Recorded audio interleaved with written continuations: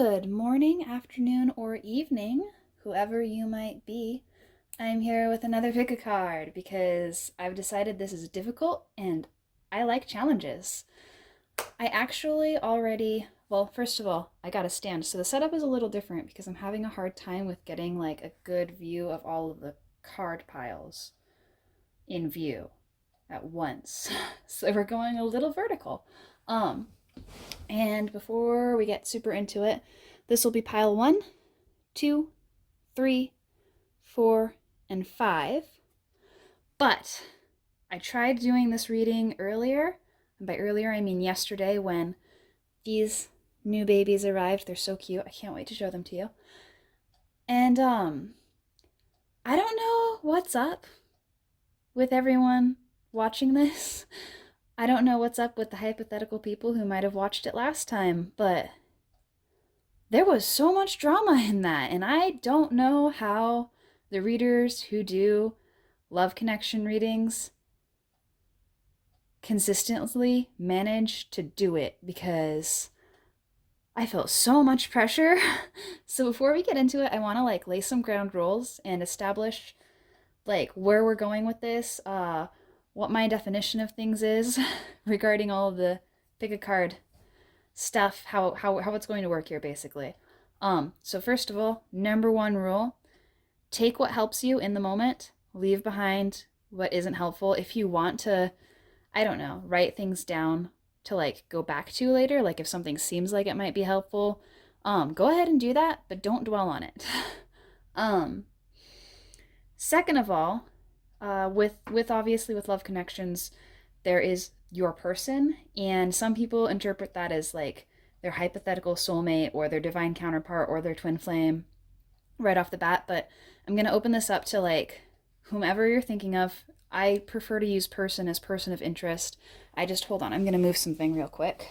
I just really think it's good to make sure that you're not tying yourself down to anything. I don't want you to feel like you have to be 100% sure of things when you come to a reading, whether it's a pick a card like this or whether it's an actual professional personal reading. I'm not doing those. My rice cooker just went off. Which is exciting. I'm gonna have curry tonight. Where was I? Right. So your person of interest is just whoever you're thinking of.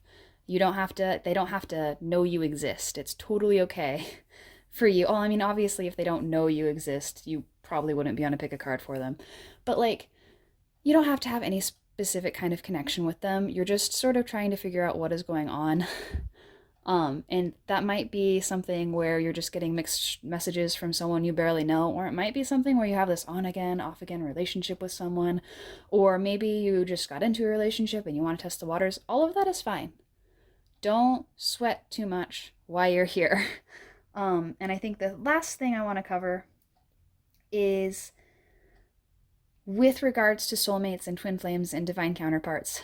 I am of the personal belief that even if someone is your twin flame, you're not destined to be together necessarily. There's still free will involved. You're still allowed to walk away from them. They're still allowed to walk away from you. And it's when you use labels like that, it's good to think about what you're getting out of that label and what the costs of that label are. So, in my case, when I came across the twin flame label, I found it explained a lot of things that had been making me feel trapped and making me feel like I had to be responsible for things that were honestly out of my control. And so it was very freeing for me. But if it's something that keeps you stuck on someone that you don't even really like anymore, it's totally okay to you don't have to like them. Not liking your twin flame does not mean that you hate yourself. It just means that, sometimes there are things in the world that we don't understand right away, and that's okay. I think that's just about everything. I am probably going to lecture you all a little bit, but that is not because you did anything particularly wrong compared to your person. It's because the one thing you have control over in this world is what actions you're going to take. And so I want to make sure that By the end of this reading, we are all very, very clear about like, or well, not we. I won't know what you decide to do. And I won't judge what you decide to do, even if you do like leave a comment or something like, I'm gonna do this, and it's completely against what you say I should do. That is totally fine. I am not here to run your life. I just wanna read the energies and see if we can come to a solution where you can walk away feeling like, even if it's not the solution you're going to use, it's there in your back pocket if you need it, you know? That yes or no reading got a little intense for me last time. So, and my first attempt at doing this, I mean, I had like baby mamas popping up in these readings. There was someone like toying around with other people's hearts. If you're watching this still and you're leading two people on, don't do that. That's not nice. Um, so we'll see what comes out in this pile, and I hope that this setup is a lot easier to read. I really want to do my best with these. I'm actually kind of excited to like learn the ropes. So that's what I have for the intro. Oh, and at the end of the video, I will go over which decks I use. I know I need to try talking a little slower as well, but we'll see how that goes. And without further ado, go ahead and scroll down to the description box and pick the pile that's calling you. I'll leave the timestamps there. Once again, 1, 2, 3, 4, and 5. Okay, see you in your reading. Hello, pile 1. This will be your reading. Oh, this is so much easier with a stand. So, I have drawn, these are the 3 oracle cards you picked, and I have drawn you, your person, and the situation that you have found yourself in. If you find that your person's card resonates more with you than the card that I drew for you, that's fine. But I did kind of draw them with a specific intent for this one to be you and this one to be your person, so I'm going to refer to them that way. And right off the bat, the Rose Elf is not really a happy card to be drawing. So I imagine you are maybe feeling a little bit down. It looks like something has been revealed to you that has completely changed the name of the situation. Or else there's something that you wish you could reveal regarding the situation to other people that would change your environment drastically, but for some reason you weren't able to reveal the truth. So this could be something where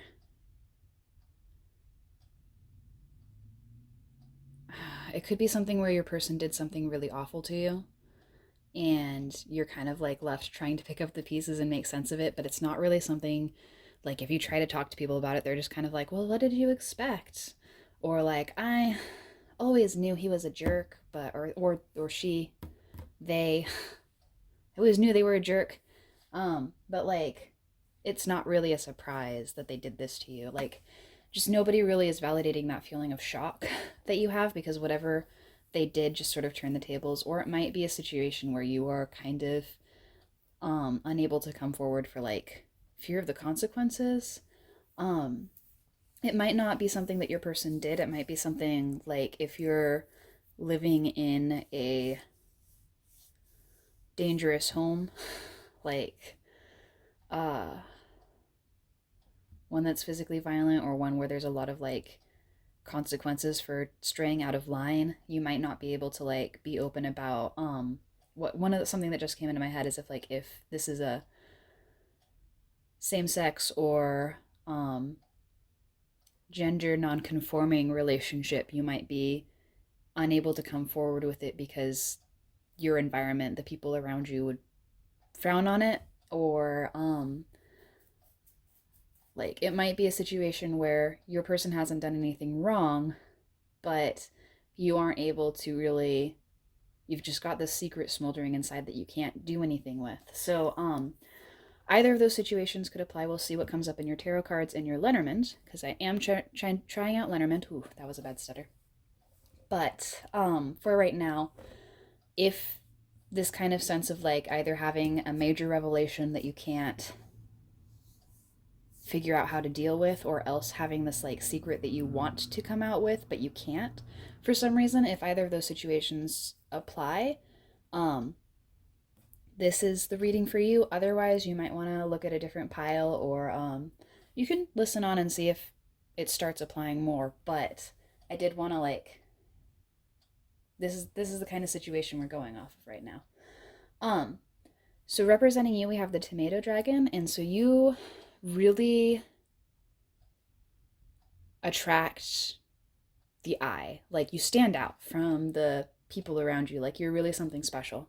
You're not afraid to be yourself, and people notice like all of these like whimsy and charms about you. Like, you just stand out. And I think your person might be a little bit of the opposite, where like you are unafraid to be yourself, but they're always a little worried about what other people think.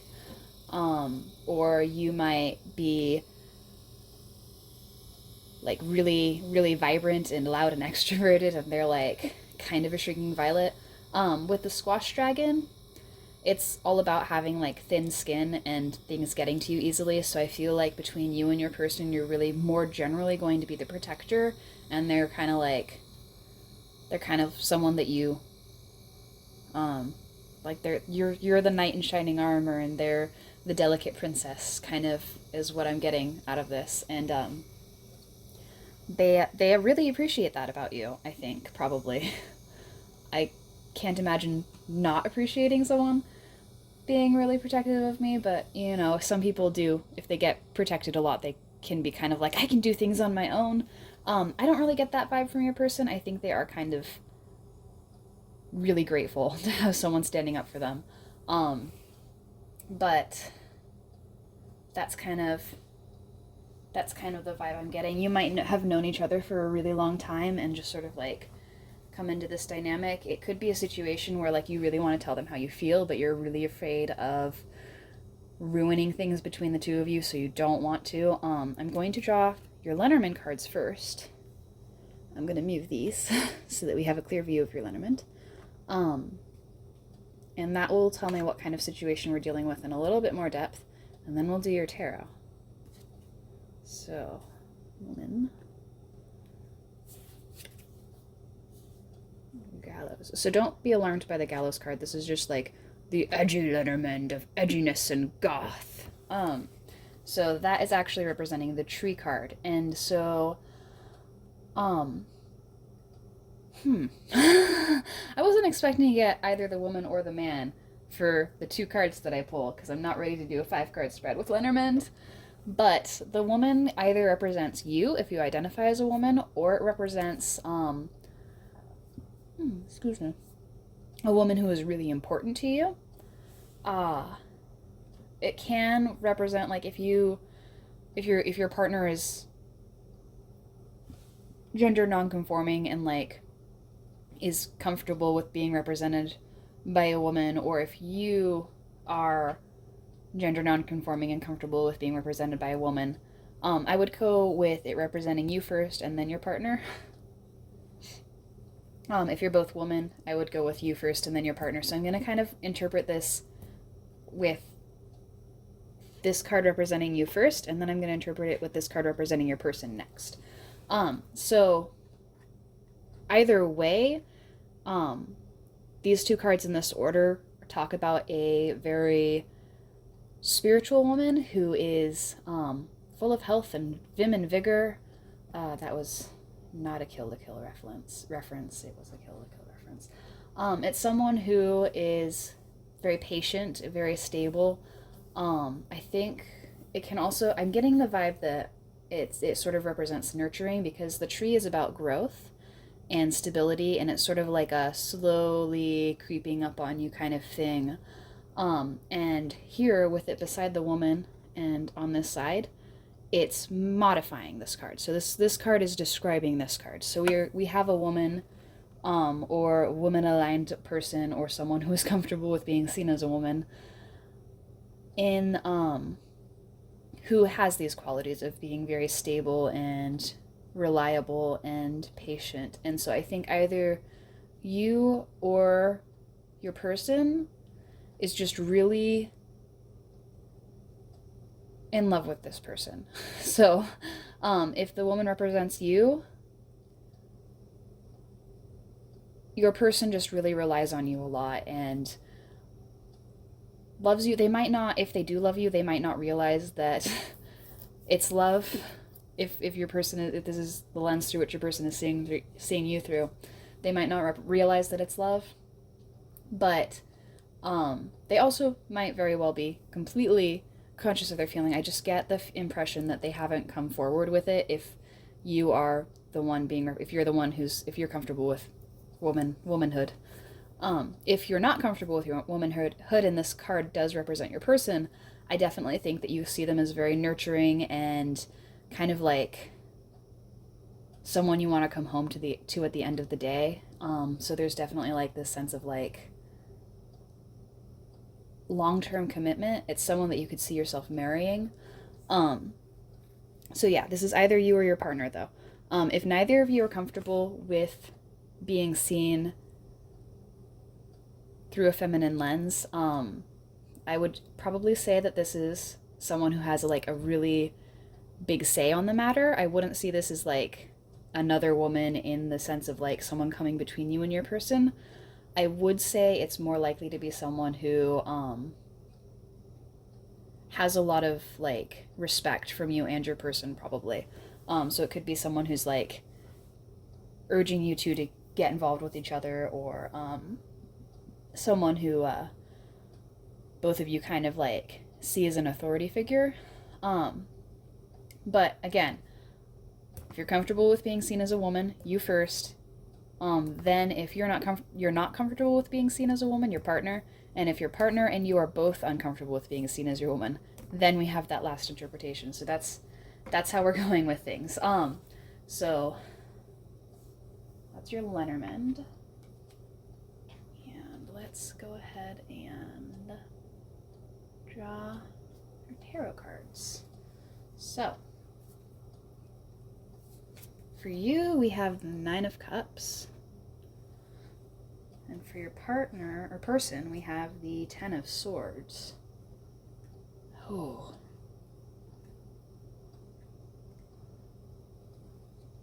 I really hope this is getting a good visual. Okay, good. Phew. And then for the situation between you, we have the Ten of Cups in reverse. Oh, man. Oh, I feel a lot of heartbreak here. I feel a lot of like something happened where it really just messed things up between the two of you recently, and you're still kind of like, you or your person is still sort of reeling from it. The environment around you is the Nine of Wands, and the environment around your person is the Four of Swords in reverse. Okay, so with this 5-card layout, I have a very specific way I'm reading it because I know a lot of the people who do pick-a-card readings can be really like free-flowing and intuitive with it, and I think that's great, but I also think there is something to be said for structure. And when I've been reading tarot cards for almost 2/3 of my life now, since I was around 10, and there was just a lot more structure before. And then there was sort of like this push to be more open and intuitive with your answers. And I think a lot of that structure, especially in the current state of social media, has kind of like gotten lost. And I'm glad that people are so free with their intuition, but I feel like there's a lot of information in the world that's just, I'm totally tangenting. So, your view of this connection and the energy you're putting into this connection is really good. I want to say right off the bat, you are being very positive about this. You're being very optimistic. You are open to the idea of love. You're open to forgiveness, and you're sure about what you want, and you're also sure about deserving that. Like, you know you're worth it. You know, I'm really proud of you, because this can be a really hard mindset to get into, especially about another person. You are really sure about this, and I think that's probably part of the reason your person ends up relying on you so much. But your person right now is not quite as certain. I don't think, even though the Ten of Swords is a really dark card to get, I don't think I would read this spread of cards completely negatively right yet, because we do have 3 upright cards and 2 reversals, so the leaning of the reading is more positive, and I think a lot of that is because of your mindset and your certainty of everything, and like you know what you want and you're being very clear about it, and I think that helps a lot in keeping things running smoothly. But your person is just, they're hurting. Like whatever happened between the two of you, they're hurting over it. Like if they hurt you, they really regret it. If you two can't be open about your relationship, they really wish they could be. They really want to be able to be open about it. If there's unspoken feelings here, they really wish they could be open about them. They really, like, the current situation between the two of you is like agony for them right now. And I don't think it's anything you're doing wrong. I think it's just, well, there could be one thing that you're doing that is actively causing them pain, actually. But I'll get into that in a moment. And the situation between the two of you right now being the Ten of Cups in reverse, there was all of this goodness. There was this like beautiful love between the two of you, and it just kind of broke down and fell apart. And obviously there's still some feelings some feelings on your end for them, because you still are at this pick a card asking about them. But I do, with the Knight of Wands over here, I do think that you have sort of moved on, at least outwardly. And so if, I just kind of bumped things. If you and your person were together and are no longer together, and you've moved on and are seeing someone else, that is definitely not, your person is not handling this very well. Their environment is a lot less restful and positive than yours is, which I think also contributes to how badly they are able to cope with things. Like, I think they just don't have the same resources that you have for dealing with the ups and downs of a breakup or what kind of things are going on. It just occurred to me you might actually be on this pick a card because you're asking about someone who is like coming back into your life, and you're over here, you're like, I have everything that I want, I've got this person over here on my side and it's wonderful, and this other person comes in and you're just like, oh no, everything is, something that just popped into my head, which I think is more of an example than anything, is like you were with someone and you guys broke up, and then you found out that either you or your partner is pregnant and you like are already with someone else, and it's just like a mess. So that kind of situation could apply. I don't see a whole lot of cards that indicate children. You will know if that is the situation that you're in. For the most part, it's just kind of an example. I do want to note, the Knight of Wands is a fire card, and the Nine of Cups is a water card, and fire and water don't really get along with each other. So this card isn't so badly off because it's got another water card supporting it over here, but this card right over here is going through it. So you might have another person that is involved, and they can kind of see all this like unresolved tension between you and your person, and it's affecting them. They might put on a brave face and be like, yeah, it's fine, your friends are important to you, I want to be supportive. Or they might be really jealous because it's the Knight of Wands, and he's not really known for handling emotional matters with sensitivity. He's better than the Knight of Swords in that regard, but he can still be very hot-headed and rash. And when I say here, I mean like the Knight of Wands, like as the card, not necessarily, I'm not saying the person that this other person involved in your life specifically. I do think that this other person is more of a rebound than a serious unfair, because both of these cards are facing the viewer. They're not really facing each other. I don't facing is not really going on with this situation at all. So I don't think there's like a whole lot of obsessing going on. I don't think there's a whole lot of like trying to run away from your problems either. Like, I do think everyone here is trying to face things head on, but like also be willing to move on and let go. It's just that something ended recently, and it's hard to sort things out, I think. So especially for your person, and I think really you probably don't need a whole lot of advice. You might be sitting there being like, well, I need to know if I should pick this person or this person. And that's not something that I can tell you from a tarot reading. That's something that you have to listen to your heart for. I think the most advice you need is how to handle dealing with your person after everything that has happened. And I think the best thing to do in this sort of situation where everything's kind of a mess right now, but you're mostly fine, and your person just isn't fine, and especially if there's someone that you really care about, I think just making sure that you're treating them as fairly as possible, being clear about your boundaries and being clear about where you stand, and then giving them the time they need to kind of recover. Don't push them to be happy, but don't like get mad if they are happy either. Like, give them the time and space to process their emotions at their own pace.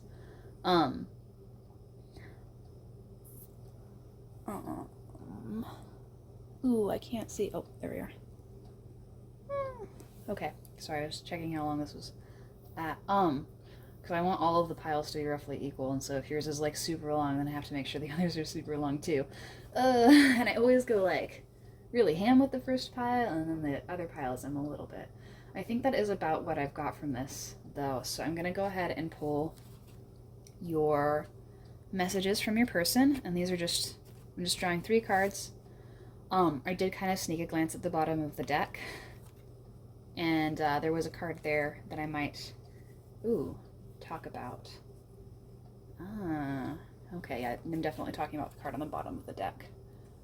So for your messages from them, we have taken, unavailable, and this can refer to obviously like an actual other relationship. You'll know if that's the case. I do have it turn up in my personal readings for myself a lot to represent more of like emotional unavailability, though, so it can also indicate like not being emotionally available, which might be why things kind of fell apart between the two of you. It could be that they ended up getting involved with someone else and now they really regret it because you're hot stuff and you can get involved with someone else too. But it does look like they really aren't able to be moving on, because we then have Magnet. I keep being drawn back to you and I can't quite explain why. And Memory with I Miss You. And the bottom of the deck, I think you might really want to hear it, and I think they really want you to hear it, even if they're having a hard time saying it themselves. We have, sorry, please accept my apologies so we can move past this. Obviously, if they don't apologize to you in person, it's a little harder to accept an apology that hasn't like actually happened. So I am not going to like tell you one way or the other whether how to move forward with them, but it does look like they hurt you a lot emotionally, and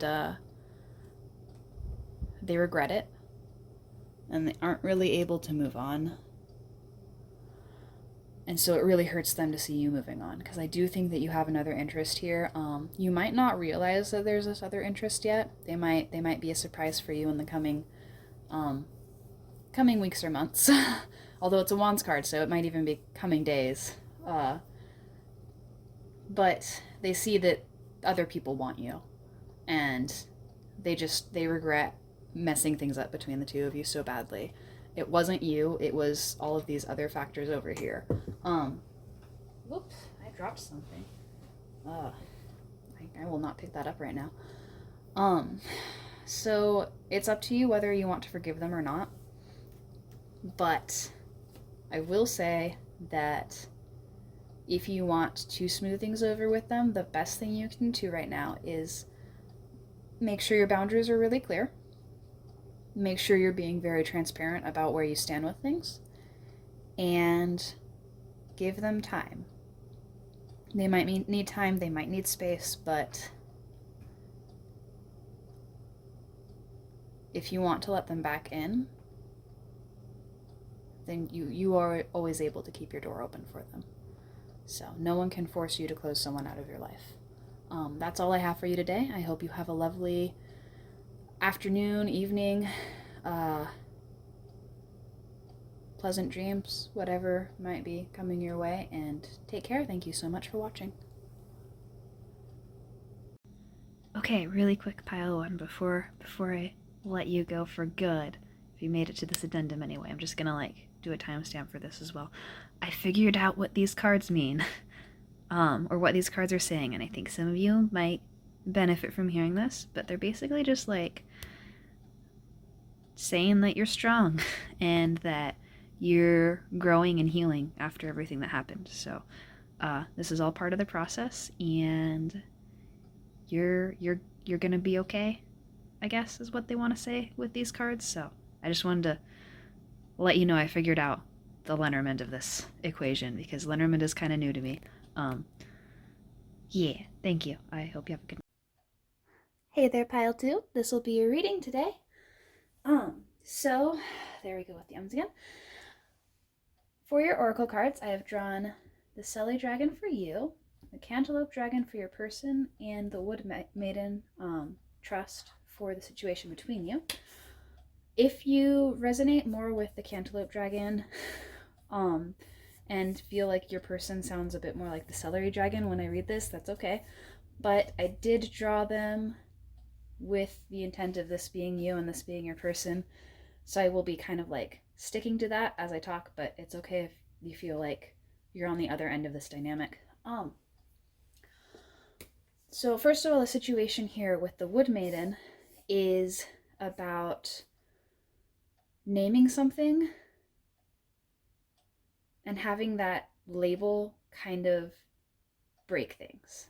So the Wood Maiden is about this girl who goes out into the woods, and she's a very diligent girl. She helps with shepherding the goats and spinning wool and all this stuff.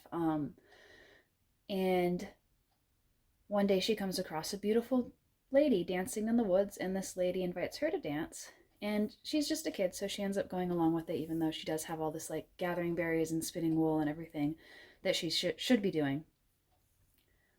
But once she finds herself done dancing with the lady and night has fallen and she's like, oh no, I didn't get any of my work done, she turns around and her basket is already full. And so there's this unspoken gift being delivered to her because she's so trusting and good and at peace with the universe. But one day she ends up telling her mother about what's going on, and her mother suggests that this woman in the woods is a fairy, and when the girl asks the lady in the woods about it, all of her blessings are kind of over. They're not retroactively taken away or anything, but they just sort of disappear. Everything that she'd been given before then, all that she already had is still there, but she doesn't have any more. She can't dance with this woman anymore. This woman just disappears, and she has to go back to living her ordinary life. And so I think this might be a situation where you have reached the next level of a relationship. You've decided that you are officially exclusive, or maybe you haven't really necessarily gotten to even that point. You've decided that there's someone you like, and or maybe it's something more serious, like a proposal or something, and just even calling these feelings or this relationship by its name seems to have made everything sort of get tangled up, and you're just like, oh my god, if I have feelings for this person, how do I act around them? Or, oh my god, now that we're dating, what do we need to do? How does this work? So this easy understanding that you had with someone else, maybe an easygoing friendship, or this natural chemistry or something seems to have gotten like snarled up because you decided to call it something, and now you don't know how to proceed, you don't know how to move forward, you don't know how things are supposed to go, and you're just stuck doing the same things over and over again, trying to get back that natural affinity. But things have changed between the two of you, and you don't really know how or what you, if it's a good thing or a bad thing. So the celery dragon for you, the keyword is renewal, and celery itself is seen as a very healthy food, but it's also a food where, if you think about it, there's so much fiber in celery that you don't really get a whole lot of calories out of it, and so it's not very fulfilling. And I think you might end up in this trap of constantly starting over and starting from scratch. Um, you might have a really easy time getting to know people, and then when it comes to deeper, more intimate relationships, you freeze up and you're like, "Oh God, I don't know about this." And then instead of like pushing through and connecting with them, you just leave. You're like, "Whoop, that's too serious. I'm out of here. I'm done with this. I can't deal with this." And you don't want to do that to this person. I don't think you ever want to do it to anyone, but it's just what you end up doing, is you find somewhere else and start over again.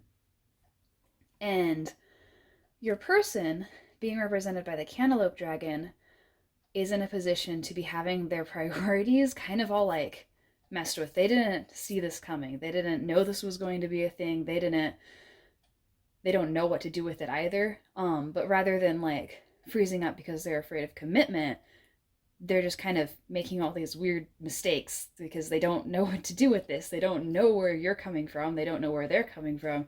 They might just need a little bit of time. And I think what you're really being called to do in this moment is trust that things are going to be okay, and you're going to find your footing. You just got to take it a little bit at a time. So, and I'm sorry if it seems like I have like a bunch of ideas in the beginning and like I sort of narrow down to one thing over time. There's still like a lot of information, and kind of like, since this is a general reading, there's so many different pathways for that information to take.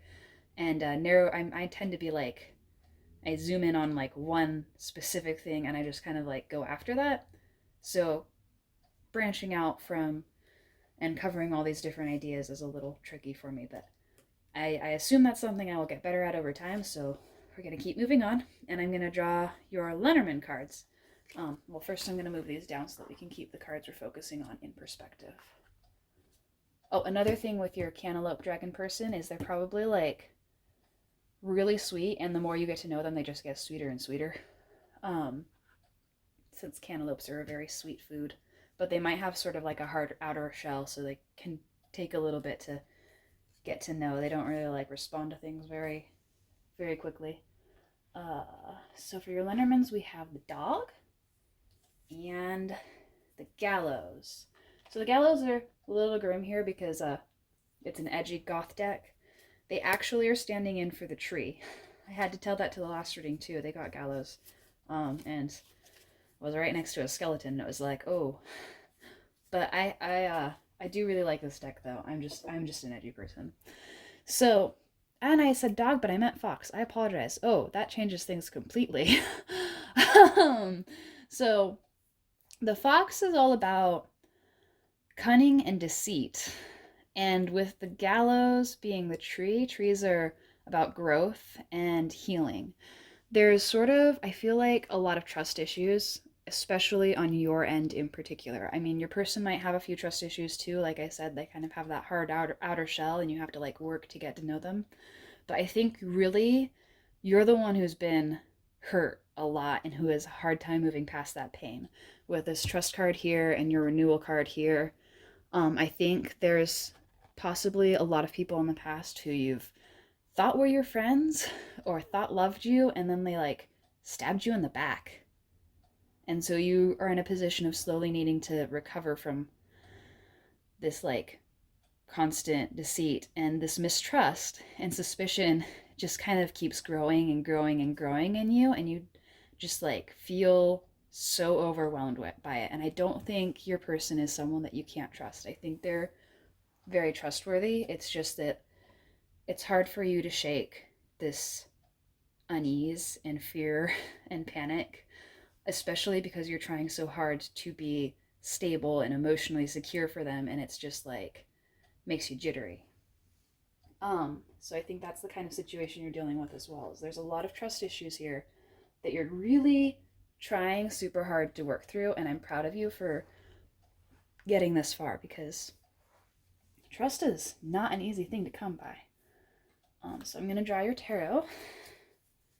And I think I told the other pile this or said an introduction, but I tend to be a little bit more structured with how I read these cards than a lot of readings out there where it's a lot more intuitive.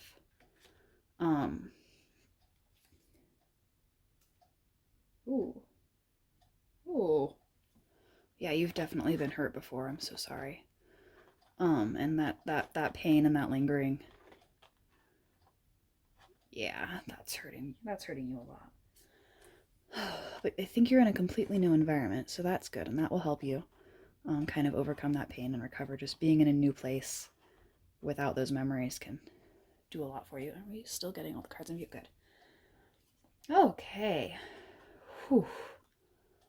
Oh, so everything except for your environment, everything is in reversed, which right off the bat tells me that this has been something that you've been struggling with a lot, and it's probably weighing you down and making you feel really stuck and stagnant. So I'm gonna start with your card over here with the Five of Cups in reverse and from behind. So there's a lot of like disappointment and grief that you've swallowed up. You might be the kind of person who tries to put on a strong face and act like everything's okay when it's really, really not. And with this rose here, I think a lot of that grief comes from romantic entanglements. I think you have like a really bad ex that you are still not completely over, and you might be I'm not going to say you're rebounding. I don't get the impression from these cards that this is a rebound relationship, but you might be afraid that you're rebounding, and that might be another source of mistrust for you. Like, you can't trust your person, and you can't trust yourself, and you don't have anywhere to, like, rest, and you don't have anywhere where you can just give yourself room to feel things, because if you feel good things about your person, if you are genuinely in love with them, then they can hurt you. But if you're not genuinely in love with them, then you're going to do the same thing that your ex did to you, and you don't want to do that. And you just keep running around and around and around in circles. So before we get any further with this, I definitely want to recommend like journaling and meditation for you can be really, really helpful. I might see about sticking some links in the description box with some journal prompts for people. I don't know if I'll get around to that, but I will try and remember, because sometimes with journaling it can be a little hard to know where to start. And I'll also link to a journal site that I use just in case you don't have like any journals and you don't want to like go out and buy one right away because you're not sure you'll use it. There's a free journal site that I use all the time, and I will link you to stuff for journaling purposes.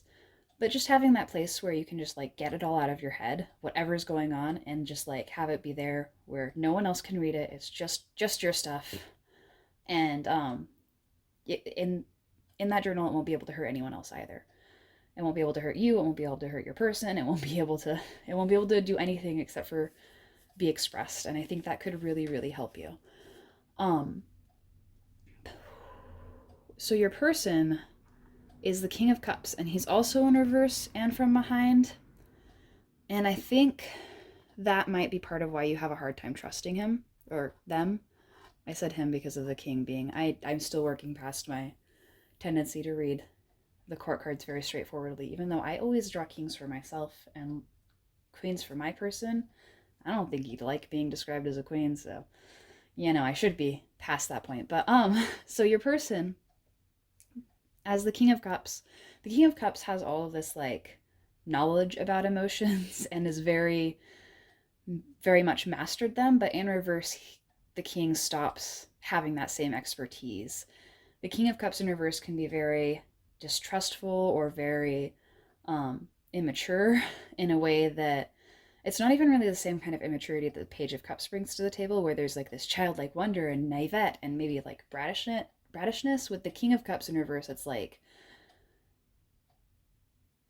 switching careers in the middle of your life. So you've spent all of your life learning how to repair appliances and maybe a little bit of electricity or something like that, and you can do like handiwork stuff, and then suddenly you go into nursing, and it's just like overwhelming, and you don't know what to do with what you've been given.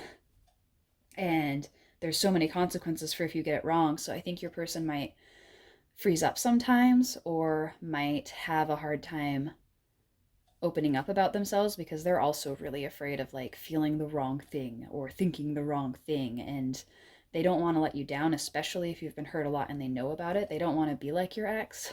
um and so I do think also with this being from the back and the cups and reversed everything, they're kind of like the tip of the iceberg. This stony throne actually kind of reminds me of an iceberg a little bit.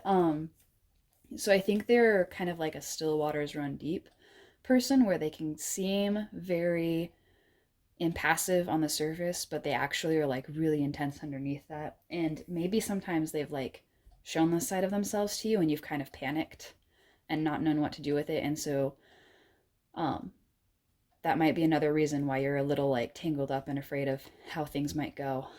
Because you don't know what to do with all these emotions, and you don't know what to do with all of their emotions, and it's just like so much.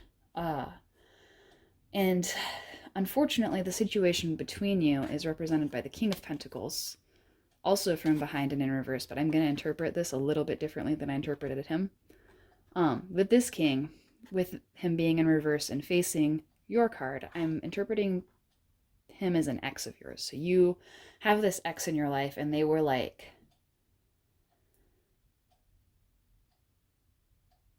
supposed to be really reliable, since this is the Pence. Like it was like supposed to be a long-term commitment. You really saw a future with this person. Like they provided for you. They were your pillar to lean on. They gave you everything they could, or at least it seemed like it. But then this didn't work out. Maybe they cheated on you.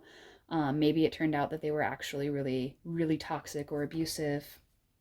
Um, and they left you with a lot of scars. And now, like the memory of them, I'm interpreting this back as being like because they're in your past rather than like in your future. This memory of them is still haunting you, and it's really hard for you to sort of differentiate between them and your person. And like there's a part of you that thinks, hey, maybe if I just keep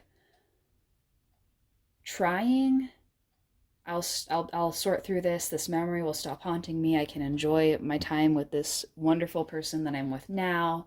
But like there's also a part of you that's like this other person is never going to get out of my head. I'm never going to escape them. I'm always going to be missing them and wanting them, even though they don't want me back, even though they hurt me so bad and I shouldn't want them. And like this, I think there's this overwhelming guilt over it because you can't move on from this person, and it makes you feel weak. It makes you feel unfaithful. It makes you feel like you made the wrong choice somewhere, like you're never going to be able to get past this.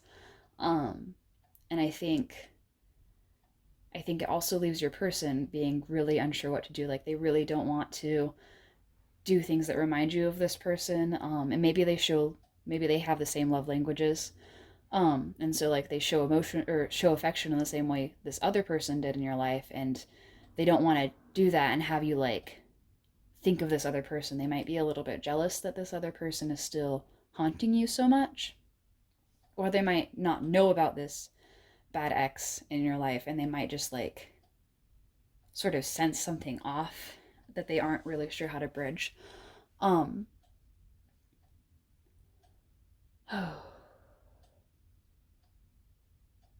so there's definitely like a lot of heavy energy going on with you guys. But like I said before, your environment over here with this card is the Wheel of Fortune. And so I think you have moved and your luck has changed. You've moved into a really good environment. You're at a better place in work. You're at a better place with your support network. You've reconnected with friends who are good for you. You've made new friends who are really supportive of like who you actually are. Like your life is just turning up. everything that you were working towards before is starting to come to fruition, and you have like you're able to feel so accomplished now, and you maybe didn't have that before, and you're feeling so much more empowered. And I think if you lean on that a little bit and like talk to your friends about what's going on, um as long as like as long as you trust them, like don't force yourself out there and confide in someone that you're not sure about, because then if it yeah, it you still have good judgments of people. Even if you have these trust issues, you have good judgment of people. So if you trust someone, like maybe open up to them about like what's going on in your head, and like um how what you're worrying about. Sometimes when you just talk about your fears to someone who listens and understands, that can make them feel so much lighter. And I feel like you've been keeping a lot to yourself lately. um and as for your person, I feel like maybe you've been seeing this Eight of Cups and you're like, oh man, I know this is going to go badly.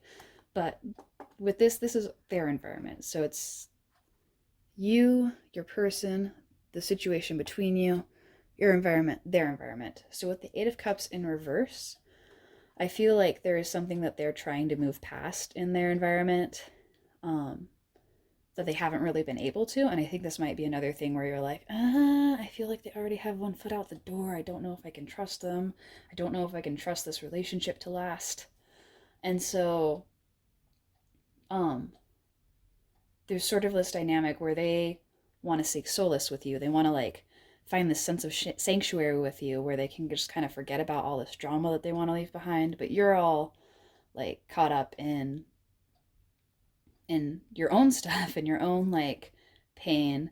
And so you two are both there for each other, but you're not really like there for each other. Like you are both there, and you both ostensibly, like you might say like, hey, you can talk to me anytime about what's going on with you. And they're like, yeah, you can talk to me. I want to be here for you too. And like, then you just don't actually confide in each other and you don't check on each other. And maybe you've tried checking in with your person, and they've just like brushed you off to be and been like, yeah, I'm good, I'm fine. Or maybe they've tried checking in with you and you've done the same thing. So I think for you in your case, I'm not sure. I'm not here to give advice for your person, because I don't think your person is watching this, or if they are, they might have like picked a different pile or something. But in your case, I think you have friends you can open up to, and you have your person that you can open up to. And I think it would be really helpful for you to have that vulnerability and just like sit down and be like, hey, so we've both agreed to like confide in each other and be there for each other, and I haven't really taken you up on that offer, but I think I might take you up on it today. And you don't have to tell them about like whatever fears you have regarding the relationship unless that's what you want to tell them. You can just start confiding in them about small things like, man, I feel really bad about like this thing that keeps happening at work where my coworkers all seem like they get along really well and I feel kind of left out. And like just sort of, you know, take baby steps towards that kind of vulnerability if you want. And I think as you start practicing that vulnerability, you'll be able to be more vulnerable and honest about the things that are really bothering you. And I think that will also show your person that it's okay for them to be open with you and to be vulnerable with you, and that you're not going to shut them out or feel like overwhelmed. Because one thing that does happen when you have someone who is constantly putting on a strong face is you stop feeling comfortable confiding in them. Because like if you know that they're going through it and they're just having a hard time and they keep putting more and more responsibilities on their own plate, and you're like, man, I care about them a lot and I really wish they knew what was up with me, but I don't feel comfortable telling them, because if I told them, they'd be even more overwhelmed, and I can't do that to them. And so I think that might be a bit of what's going on with your person as well, where they would like to confide in you and tell you everything that's going on and just be like clear and transparent with you, but they're really worried about just weighing you down more if it just ends up being super negative or venty. So I think getting your emotions off your chest might help, not just like in the sense of journaling, but also, I'm still going to leave links for journals, but also just talking to the people around you who you're close to. And I think they are more than happy to like be there and let you open up, because whoever this jerk was, they can't hurt you anymore, okay? They're out of your life, and they better stay out of your life. And this is what your person wants to say to you. I only have the one message card deck, although I bought another one recently. So this might be another reason why you were feeling all this trust issues. But, so I think they might also have been acting a little bit more distant, which might be why you're on a pick a card reading. Because they've felt this kind of like, they felt you pulling away, and so they're pulling away too. So they can like figure out like, hey, is this the kind of relationship I want to be in? Is this going to work? Is this what I want now?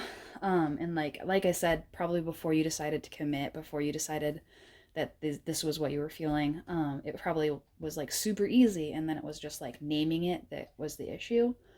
And so I think now that you're there, now that you're at this point, it's suddenly a lot scarier. And so it looks like they're kind of trying to figure out what to do with what's happened, and they're a little afraid that you'll reject them, and so there might be a part of them that kind of wants to like be the first one to do the rejection if that's the case. And so I think definitely reassuring them and showing them that you can be open with them as well could be good. Like I said, you don't have to just go all in and dump everything on them at once. You can just take it little by little, and just sort of like try to be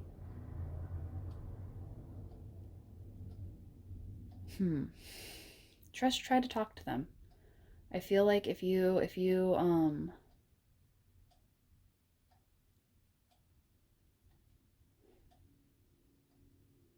they might need space right now, but I feel like I don't think it's like all the time that they're needing space. So when they are feeling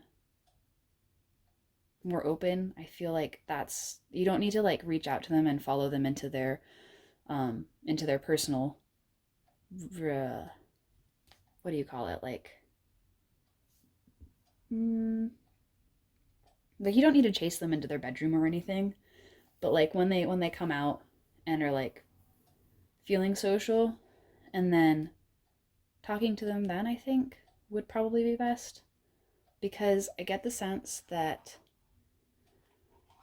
they feel rejected, and so they're trying to decide whether they should pull away completely or whether they should tough it out as well. And I think you're kind of in the process of making a similar choice. And so I really do think that just being honest about where you stand with them could take a lot of weight off of your shoulders, and make things a lot easier to navigate. So, I hope that was helpful. I hope you got something helpful out of this. I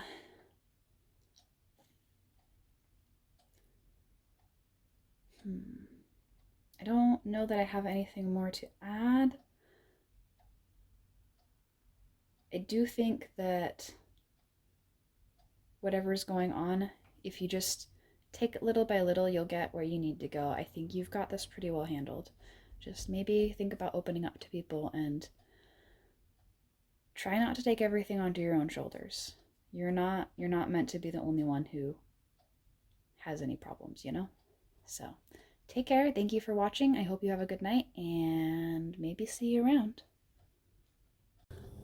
Hey there, Pile 2. Just a quick addendum. I had to do this to Pile 1 as well. I think as I get better at these, I'll get better at like putting all the information all together.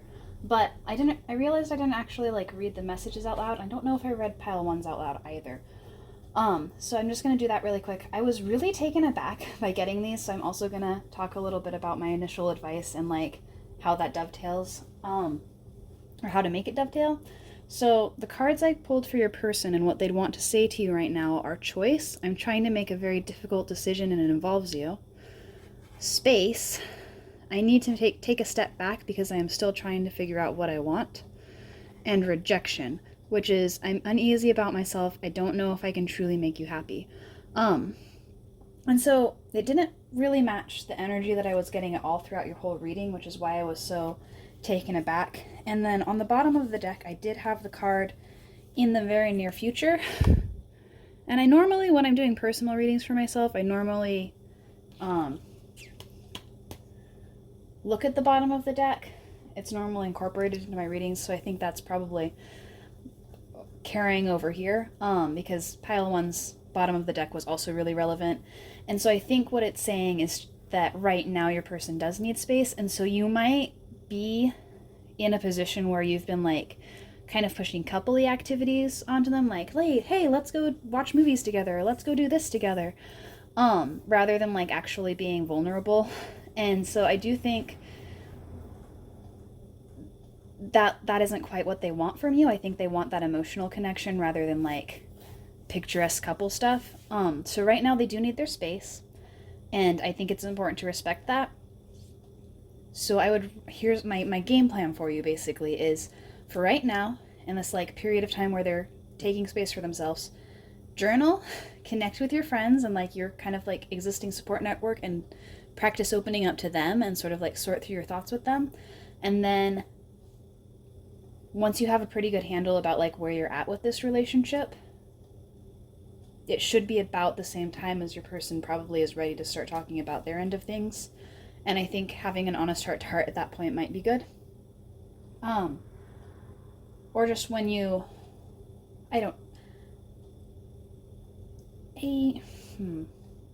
when you're ready to talk to them about things like in a genuine and transparent way, I think they'll probably also be picking up on you being more open and transparent with them. I think it's just right now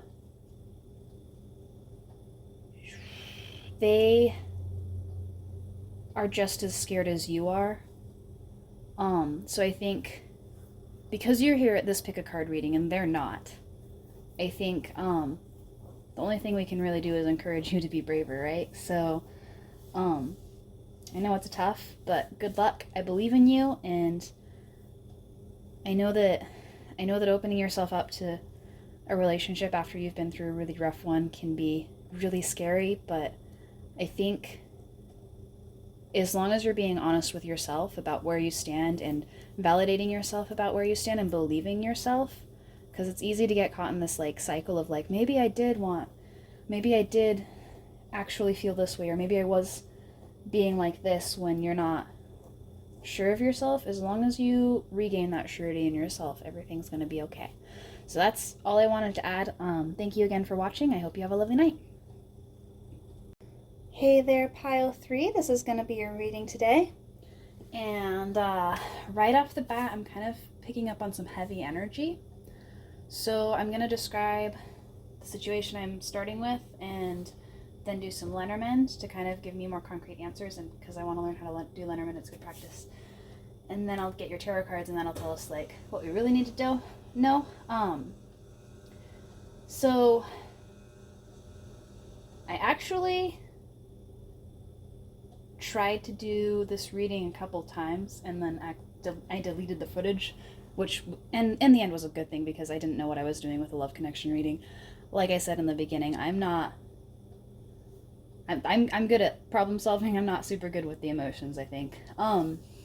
So when I drew these cards, I kind of intended for this to be you, and this to be your person, and this to be the situation between the two of you. But if you feel like this card describes you more and this card describes your person more, that's totally valid. I'm going to, because I had that intent, I'm going to stick with this. I'm assuming you're the onion dragon and your person is the peach dragon, but excuse me.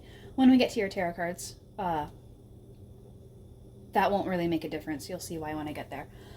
So, to start with, I think you're in the process of releasing a lot of tension. Like, I wouldn't be surprised if you've been doing a lot of like journaling to like vent and get things out of your system, or listening to a lot of music really loud. Please be careful of your eardrums if you are. Or if you've been crying a lot, or binge watching your favorite TV shows just to sort of like feel something. I think this connection has been really stressful for you. And I think it's also been really stressful for your person. You both look like you're incredibly sensitive people because the onion dragon is all about release. And if you think about it, and this is the connection that came in the guidebook, and when I show off these cards, I'm going to have to remember to show off the guidebook for this deck, because it's super adorable, just from start to finish. But they actually, the reason the onion dragon has the keyword of release is because onions make you cry. And they just like, you can't even help it. They just release acid and it makes you cry. And I think you're in a position where you've been trying to be strong for a really long time because, again, like onions have layers and they also smell very pungent. But when I say that, I don't want you to be like, how could you? I don't smell bad. You don't smell bad. But onions are also very important for any sort of cooking. Like any sort of savory dish you're making, you'll probably want onions in. And like even when you're just sauteing the onions before you cook anything else, they smell so good when you're cooking them. So like, but it's a very strong smell, but also a very good smell. So don't feel like you smell bad, like metaphorically or physically. You're the kind of person who just sort of like can help bring things together in a way. And I think that doing this, you end up taking a lot on your shoulders. You might have felt a little called to pile one, maybe, because pile one had a seeker who was also taking a lot on their shoulders. And I think you're the sort of person who tries to be strong and responsible. But right now, you're really in a situation and being called to release that pent-up emotion and get it out of your system because it's been starting to drag you down and weigh you down a little bit. As for your person, I think they are kind of the opposite. They maybe wear their heart on their sleeve. They don't. Peaches are very thin-skinned, and they're very sweet, but they do have that like hard center. So I think your person is the kind of person who is like very nice, very easygoing, very easy to relate to, always smiles and getting along with everyone, but like they don't handle conflict well. And once you push them to a certain point, they will shut down. They will shut you out of their life. They will pretend they never knew you. They'll hit you where it hurts. In the guidebook, it mentions that this little guy has a hard tail that can do a lot of damage, even though the rest of him is so squishy and thin-skinned. So, your person is sort of, they're nice until they're pushed too far. And I think you might have reached a point where you experienced that firsthand and you're sort of reeling like, wow, I didn't know they could be like this and I'm not sure how to feel about them or what to think of them. And that's fine. Take your time. Keep processing your emotions. I think you're on the right track with that. Just like letting everything out, letting yourself have time to sort through things. The situation the two of you are in right now is Gretel, which I'm sure you know the story of Hansel and Gretel because it's pretty well cemented into our pop cultural osmosis. But obviously we have a couple of kids whose parents can't feed them anymore, and so their stepmother lures them into the woods and leaves them there. And the first night they manage to make it back, but the second night they try using that same plan and it doesn't work. And so they end up lost and eventually find their way to a house made entirely of candy. And when they give in and eat the candy because they're starving, and they've been starving for a long time, the witch who owns the house takes them prisoner and plans to eat Hansel and enslaves Hansel's sister Gretel. And so I think you're in a situation where you and your partner both feel kind of trapped in a dynamic that you don't like. So it might be a situation where I'm trying to think. So you know, the spiritual community talks about codependency a lot, and the first thing that comes to mind, just because it's talked about so much, is a codependent relationship where one person takes care of all the emotional needs of the other person in exchange for that other person taking care of their unmet emotional needs. And so it might be a situation where you have to be a certain way for your person and your person feels like they have to be a certain way for you, and you just end up going around in circles and it feels like you can't ever really get anywhere. And so you are left scrambling for some kind of solution and some kind of like way to fix this, but oh, sorry about that.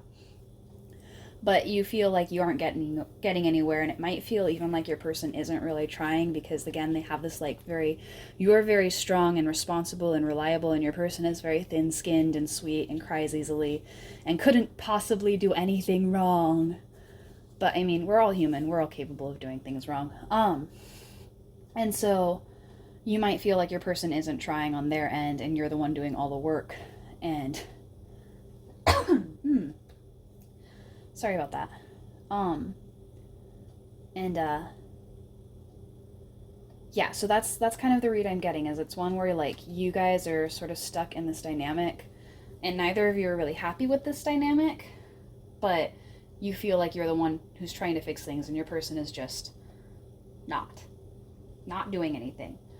I don't know that that's necessarily true. That can definitely be a very filtered lens where you're seeing things in a very biased way.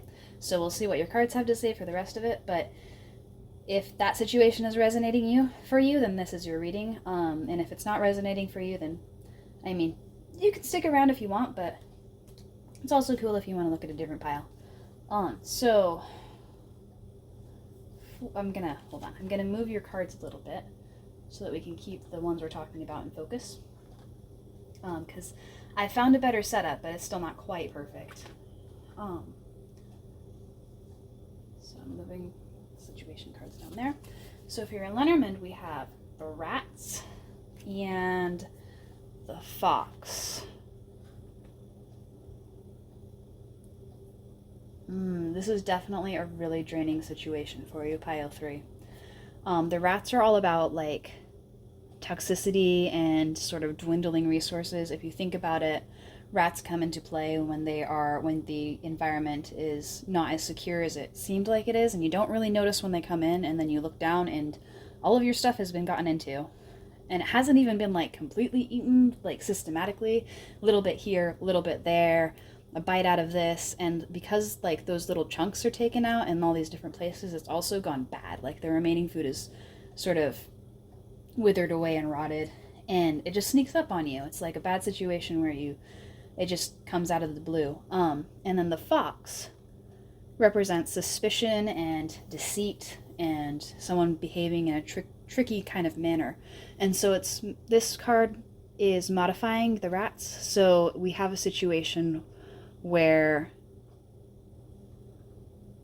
there's like this dwindling because of deceit, if that makes sense. So it's like, because if it was positioned this way, then like it would be your lies are all coming undone kind of situation, or someone else's lies were all coming undone and like the truth is slowly coming out. But they're positioned this way. Although actually, I think maybe I've been being a little too rigid with reading them in one direction. So maybe it is that the truth is slowly coming out about something and you're slowly starting to see things about your person that you didn't notice when you first got involved in this, or that they actively tried to obscure from you. So you might be starting to put pieces together that you didn't before, or you might be in a situation where like you're just constantly surrounded by lies and it's just like ruining everything. Like your trust in your person is just sort of like slowly withering away because they constantly deflect. They just won't own up to anything. They're always too sensitive and too thin-skinned to be able to handle the truth, and you're just starting to feel really worn down. So I'm sorry. If you want to pause the video for a moment and get yourself a cup of tea or a hot chocolate or something, I mean, I will be here when you get back, and sometimes it's good to have a cup of tea. So I'm going to go ahead and pull your tarot cards. So this one represents you. This one represents your person. And this one represents the situation between you. And then this is the environment around you. Oh no, oh no, oh no. Oof, ow. And then this one represents the environment around your person. So, hold on, that's going to fall down in a second. I don't want to. There we go. So what I'm getting out of your environment cards, first of all, because I started saying, oh no, rapidly when that happened, and I don't want you to be like, oh my god, what is that going to be? It looks like you've both kind of ended up in a situation where you and your person are, like, stuck together.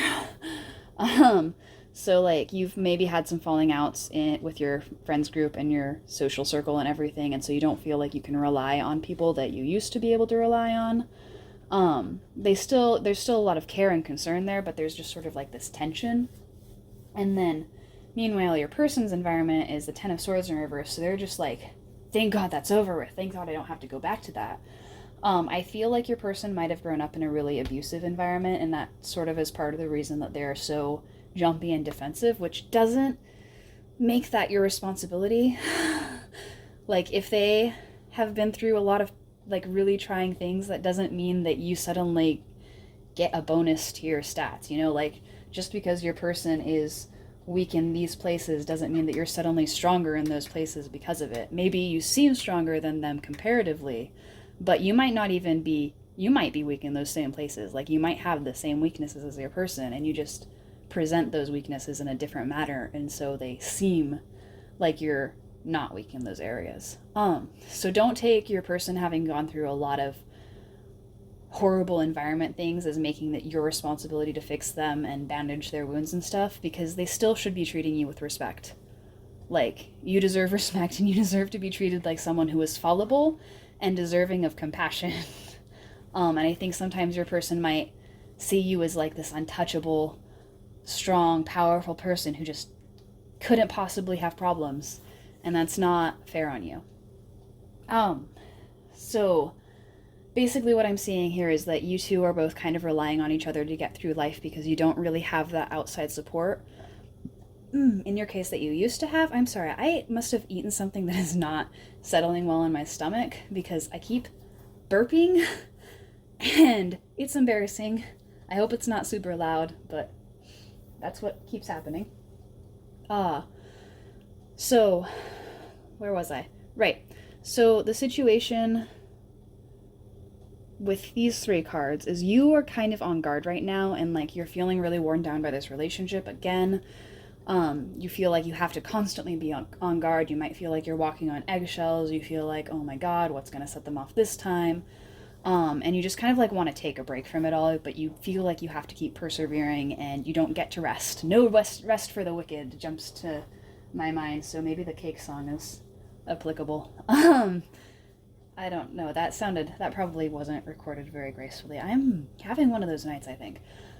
Meanwhile, your person, I think they feel really, really insecure, is what I'm getting out of this card. And so how that shows up is, like, you know how some people are perfectionists, so they have to have it, like, just right, and if they can't get it just right, they just don't do it?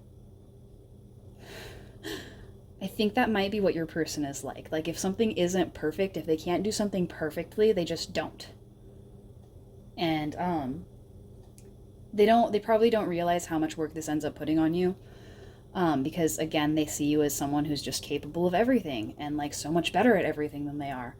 But, like, they can also probably come across as, like, a little lazy to you.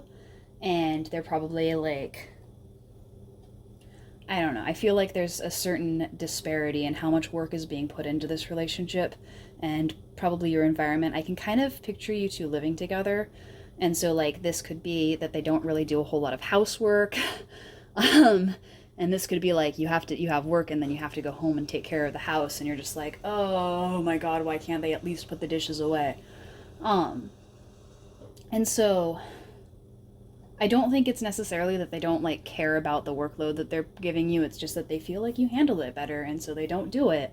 And you're just like, you're kind of left holding the bag, like, can I get a break at some point? Can I please? But you're so used to being strong and reliable for everyone that you don't even ask for a break. You just keep pushing yourself forward and trying to keep making things happen, keep making things work. And right now I feel like because of all this tension, because you're putting in all of this effort and your person doesn't seem like they're even putting in like a quarter of the effort, it makes the situation between the two of you feel like really nebulous and sort of stagnant, but like you're definitely seeing it in a new light. I feel like before you and your person were like, hold on. Oh, Jesus. Before you and your person reached this level of commitment, you two were like really, what's the word? You were like really lovey-dovey with each other. You both seemed perfect in each other's eyes. But now that you're actually dealing with the nitty-gritty of it, it's suddenly like, now that the honeymoon phase is over, you're just like, I think I'm out now. I think I'm done with this. This is not what I signed up for.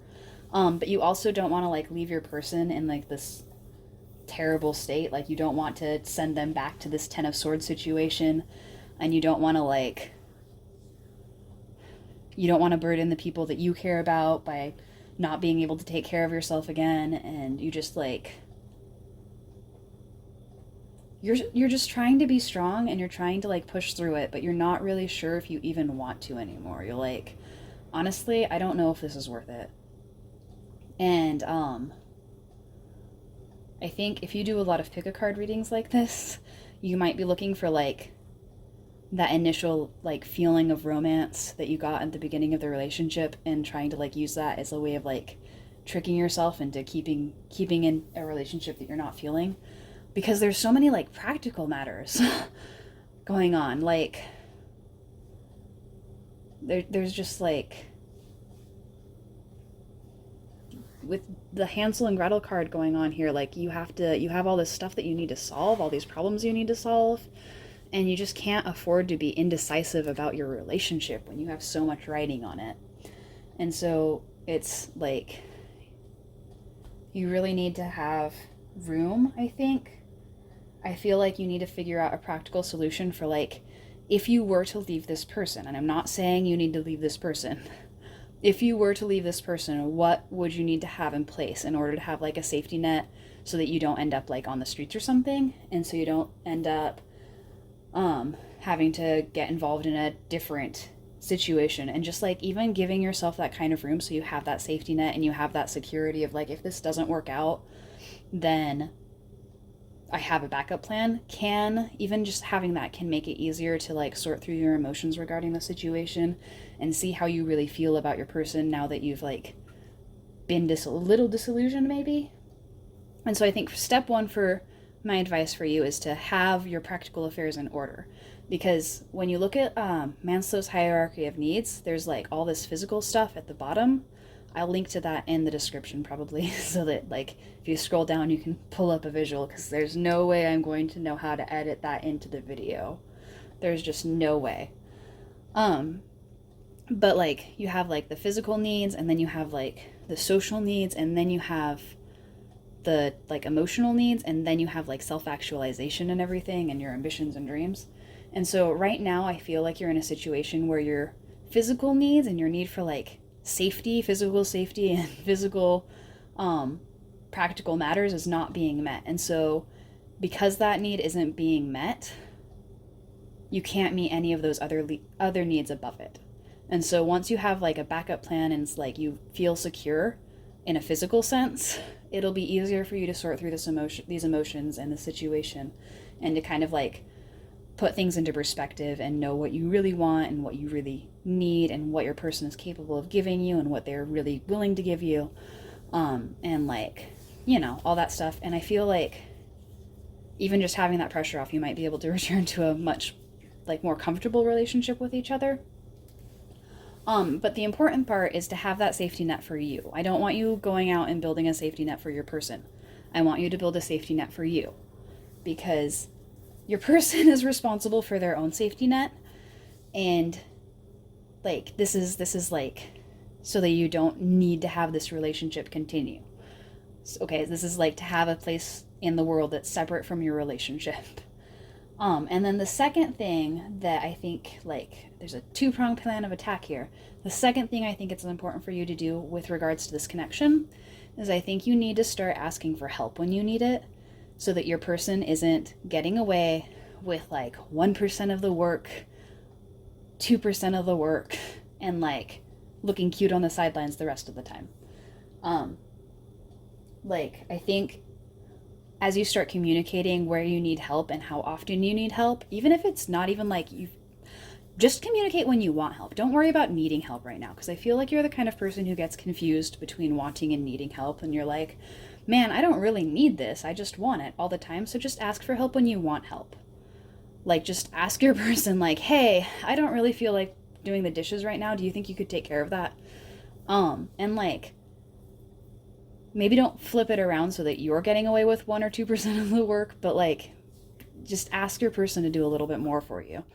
Like around the house, around like working stuff, whatever issue, wherever it is it feels like your person isn't pulling their own weight, just let them know that you're feeling that way, and just kind of establish your limits to them so that they aren't thinking you're some sort of like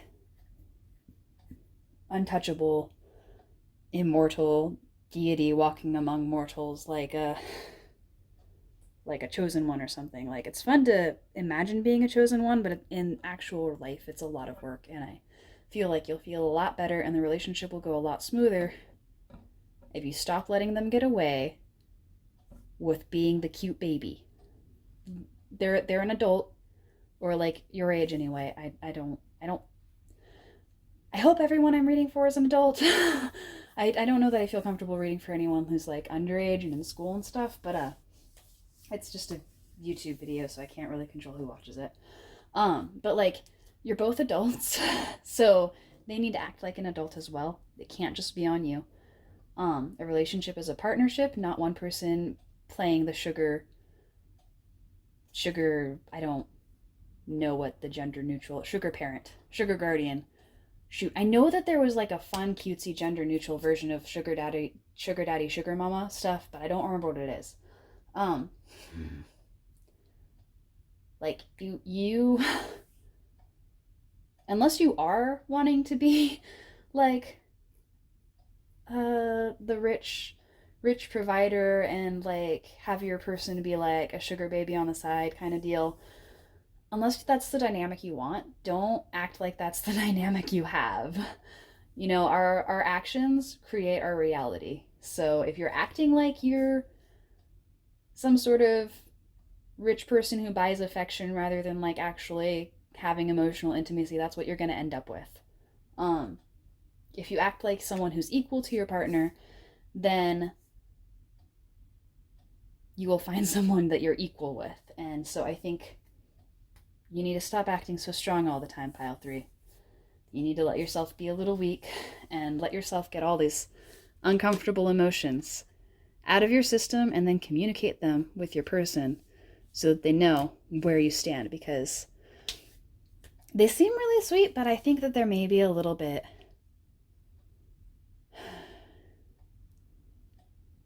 dramatic, I think is what I'm gonna go with. They're a little overwhelmed by the world.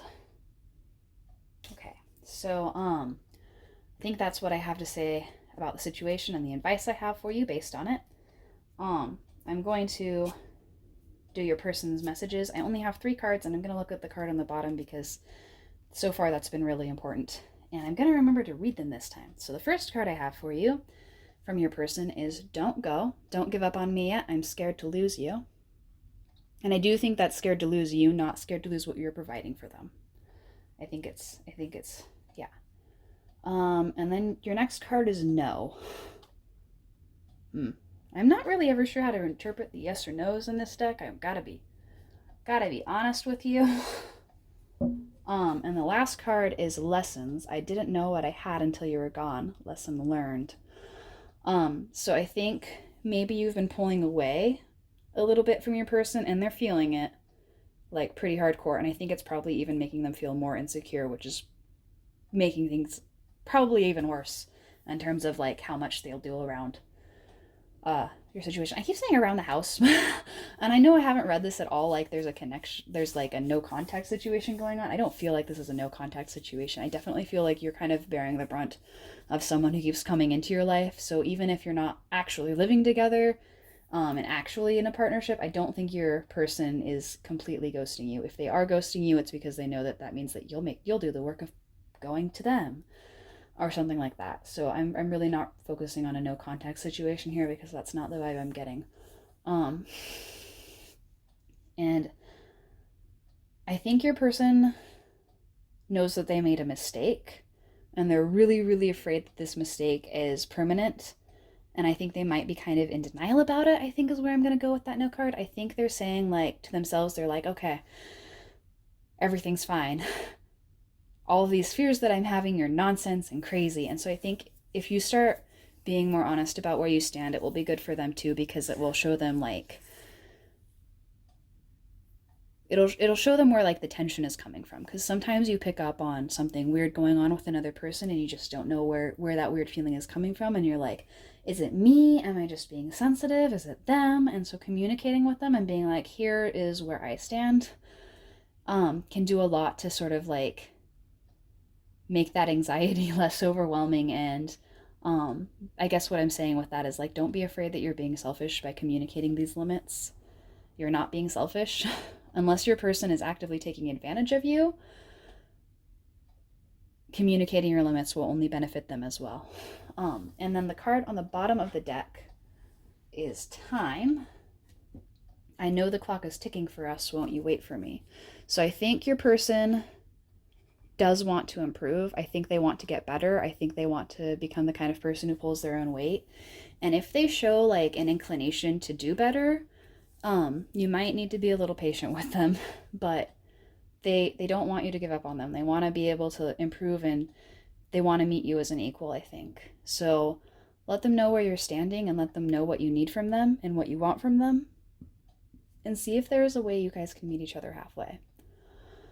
I think that's everything I have for you. Thank you so much for watching. I hope you have a lovely night or day or wherever it is for you. I think work hit me a little hard today. I apologize. Thank you again so much for watching, and again, take what helps. If anything is not helpful, just don't even worry about that. See you around, maybe. Hello, pile number 4. We're on 4, right? Yeah, pile number 4. Okay, so, right off the bat, I noticed something about your dragons that is a little interesting to me. I guess all of them kind of do it, but this is the first one where it stood out to me. All of the dragons on these cards have, like, a halo effect around them where their, like, head is placed in the center of a spherical object. And your halo is the sun. Most of the halos in this deck are moons. But there's this kind of, like, counterpart energy going on here between you and your person, I think, where, like, they're kind of like the yin to your yang kind of thing. I don't really know a good replacement concept for that, so that's what I'm using right now, but it's sort of like, I don't think Western audiences really understand it as well as they think they do, so I kind of do want to veer away from that. But it's sort of like, there's like this sense of them being like the moon to your sun.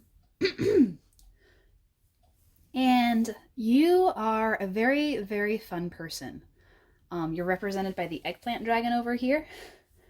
And because when I was drawing the cards, I did intend for this to be you and this to be your person. So if you find yourself relating more to the banana dragon and your eggplant dragon sounds like your person, that's okay. I'm not here to, like, tell you that you're wrong about what you two are like. It's just, like, confirmation that this is the right pile for you is kind of what I'm going for here.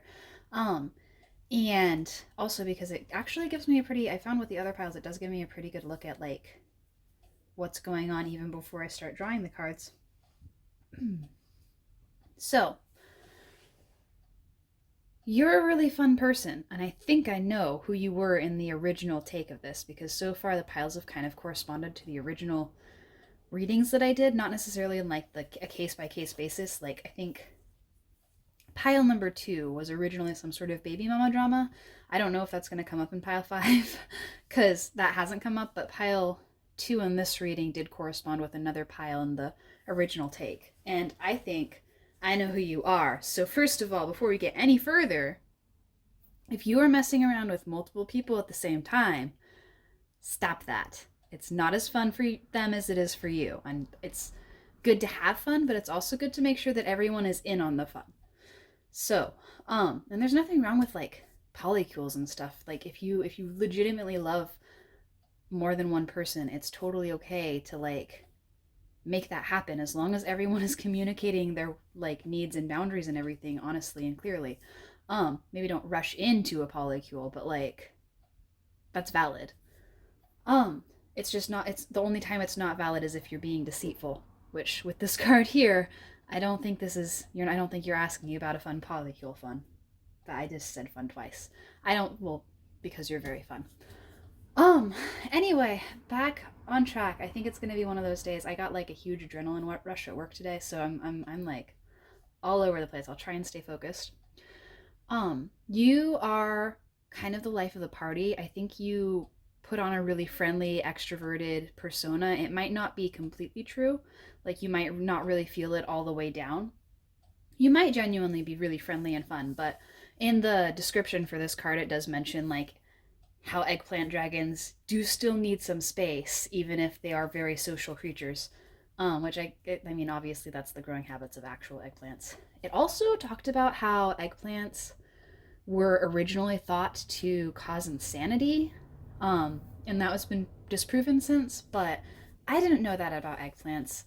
I bet you didn't know that about eggplants.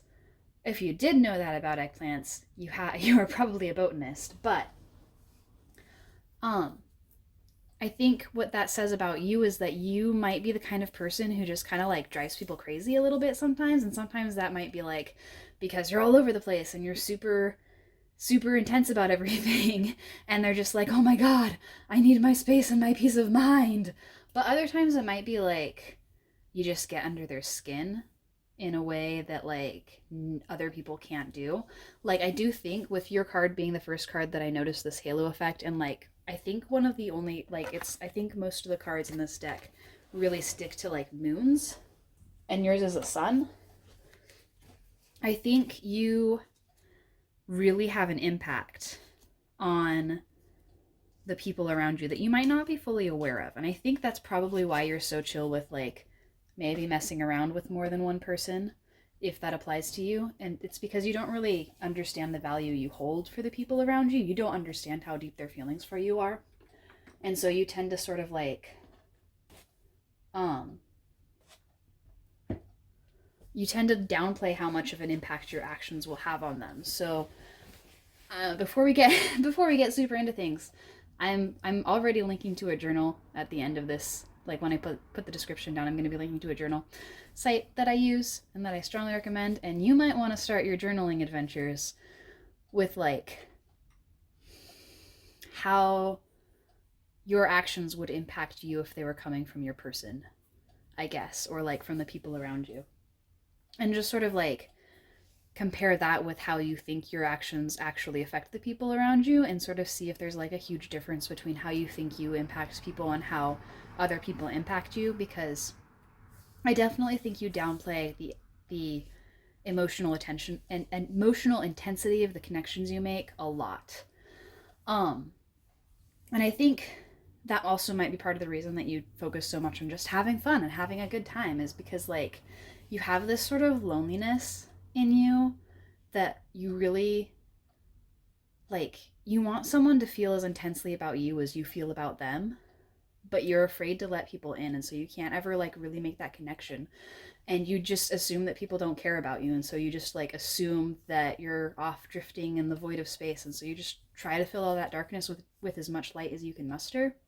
And I think that's going to wear you down in the long run. So another thing is to just let yourself sit with the less fun feelings.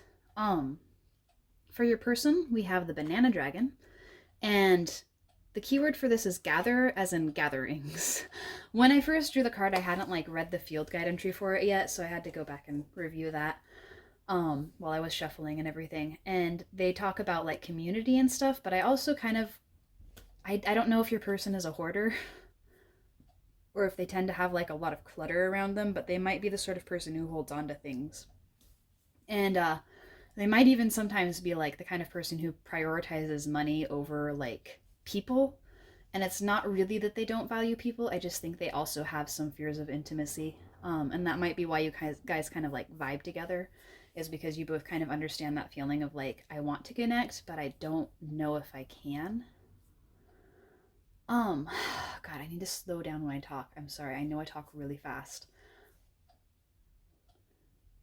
This entry also actually talks about your banana dragon person being able to like shoot people effectively. Like, I guess the little knobs on the tail are supposed to act as projectiles or something. So that makes me think that your person is also really capable of like hitting people's weak points really easily. Like, they notice the gap in someone's armor and can just kind of like unerringly pinpoint that. And I think you keep hoping that they're going to pinpoint the gaps in your armor and then maybe getting a little upset or hurt that they don't quite pierce those little chinks, because they're not looking to fight you, but they're looking to fight all those people who they keep shooting with their tail. And so like you feel like they're just not trying hard enough to reach you, but it's actually because they don't see you as someone they're trying to fight. So they don't use their weapons against you. Um, and they're probably very community oriented. And so like they focus on like making sure that they have a good reputation and making sure that they network really well, and making sure that whatever is going on in the community around you, they're like into it. They know what's going on. They're probably helping to arrange it. They have their fingers in many pies. And they also like are probably, again, like you, they have like this friendly extroverted persona. But I think they might actually feel that a little bit. I think they might be a little bit more extroverted than you are, in a more genuine sense, where you're putting on this persona because you feel like you have to in order to like not be alone. They're putting on this persona because they're like genuinely like that. It's not really a persona. Um but you might kind of like interpret it as a persona, and then like when they don't lift that persona, you again feel like they're just not letting you in.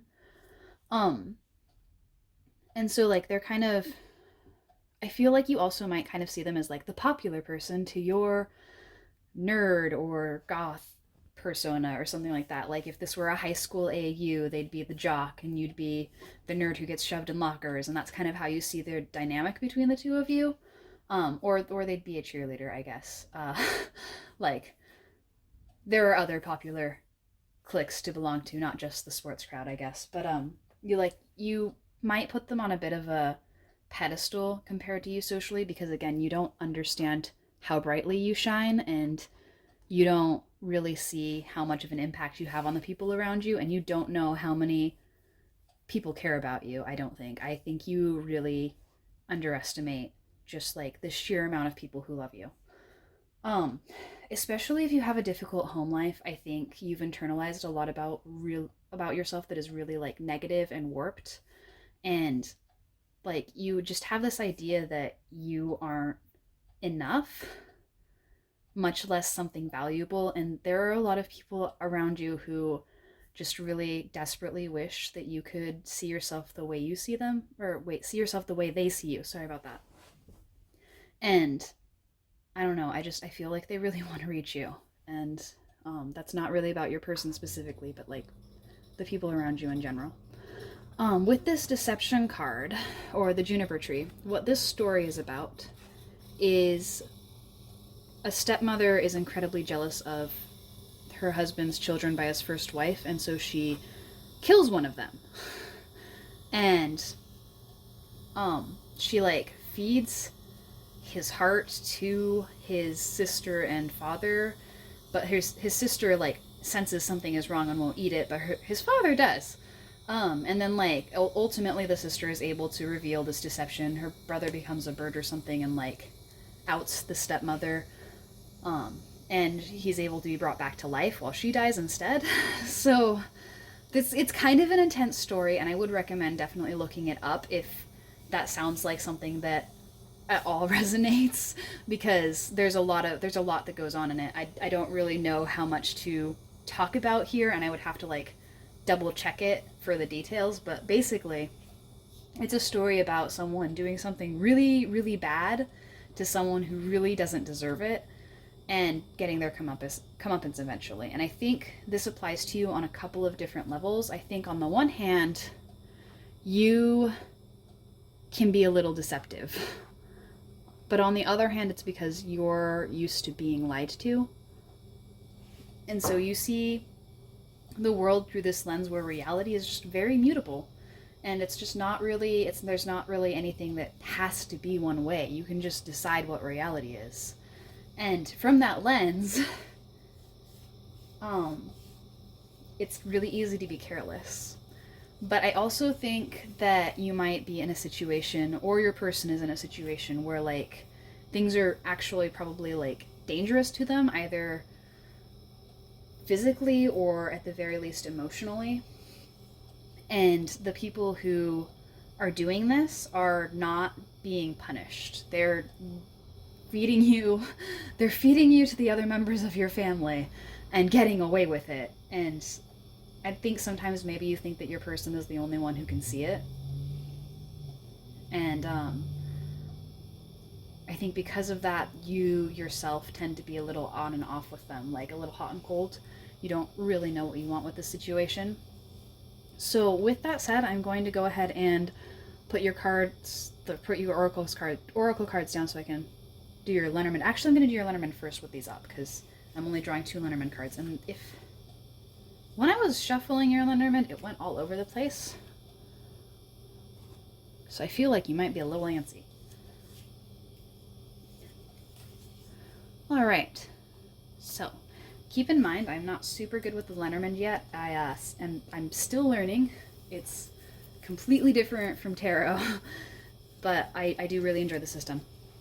So here we have the wheel, which represents travel first and foremost. So if you are traveling or planning on traveling soon, that might be part of that. It also can represent like desires, not in the sense of like really intense desires, but sort of like the things you long for, the things that you imagine on like a distant shore to like eventually come true, maybe. Sort of like hopes, but less concrete, I think, and sort of like desire, but less actionable. So it's sort of like, it feels like pining emotionally is what I generally get from it. And the moon represents your emotions and like emotional matters and fears. And so I think what these cards are saying in this order is that, because Lenormand you always read in combination with each other. So the ship next to the moon is completely different from the ship next to the snake. And the snake and the moon are completely different in turn.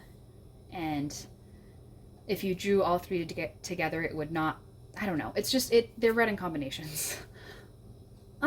So what this is like an emotional journey. And so even if you're not like physically taking a journey, it might be more like metaphysical concept where like this is a huge narrative arc for you effectively. Like you are going through a huge transformation as a person from this, and it might be a little scary sometimes, and it definitely like sometimes you just don't recognize who you are in the mirror anymore. But it also could represent like an actual trip that you're a little nervous about or a little fearful of, but also really excited of. So if you are planning on traveling with your person sometime soon, I guess stay safe and stuff, but that could be part of it. I'm just gonna move these all down now. But basically, yeah, this is a transformative journey for you, whether it's a literal journey or a more metaphorical one. Metaphorical, not metaphysical. Okay, so drawing your tarot cards now, and okay, there we are. For you, we have the Hierophant. Sorry, I had to check the timestamp because I do kind of want these all to be roughly the same length. But I'm getting better at like getting more information out of them, so we'll see, I guess. I should not worry about it while I'm drawing cards. So that's you. This is your person. And this is what's between you. And then this is what your environment card is. And this is what your person's environment card is. Oh, ouch. Okay. I am getting a bit of an unrequited love vibe. They might be in a relationship with someone else. You know if this is the case. Um, like, it's not going to be like, oh, by the way, kind of a surprise. You know already what their relationship status is, probably. But they're in a relationship with someone else, or else they just have like this really harmonious environment that you might be a little jealous of.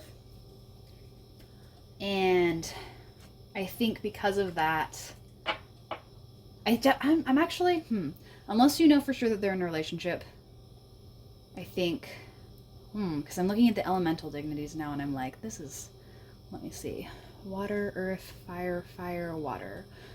And this is reversed. So, okay. So, I'm going to start with your card. You're the Hierophant in reverse. So, you're probably a little unconventional, especially about this relationship. This is not something you're used to. This is not your usual dynamic. This is not your usual mode of operation. This is not your usual...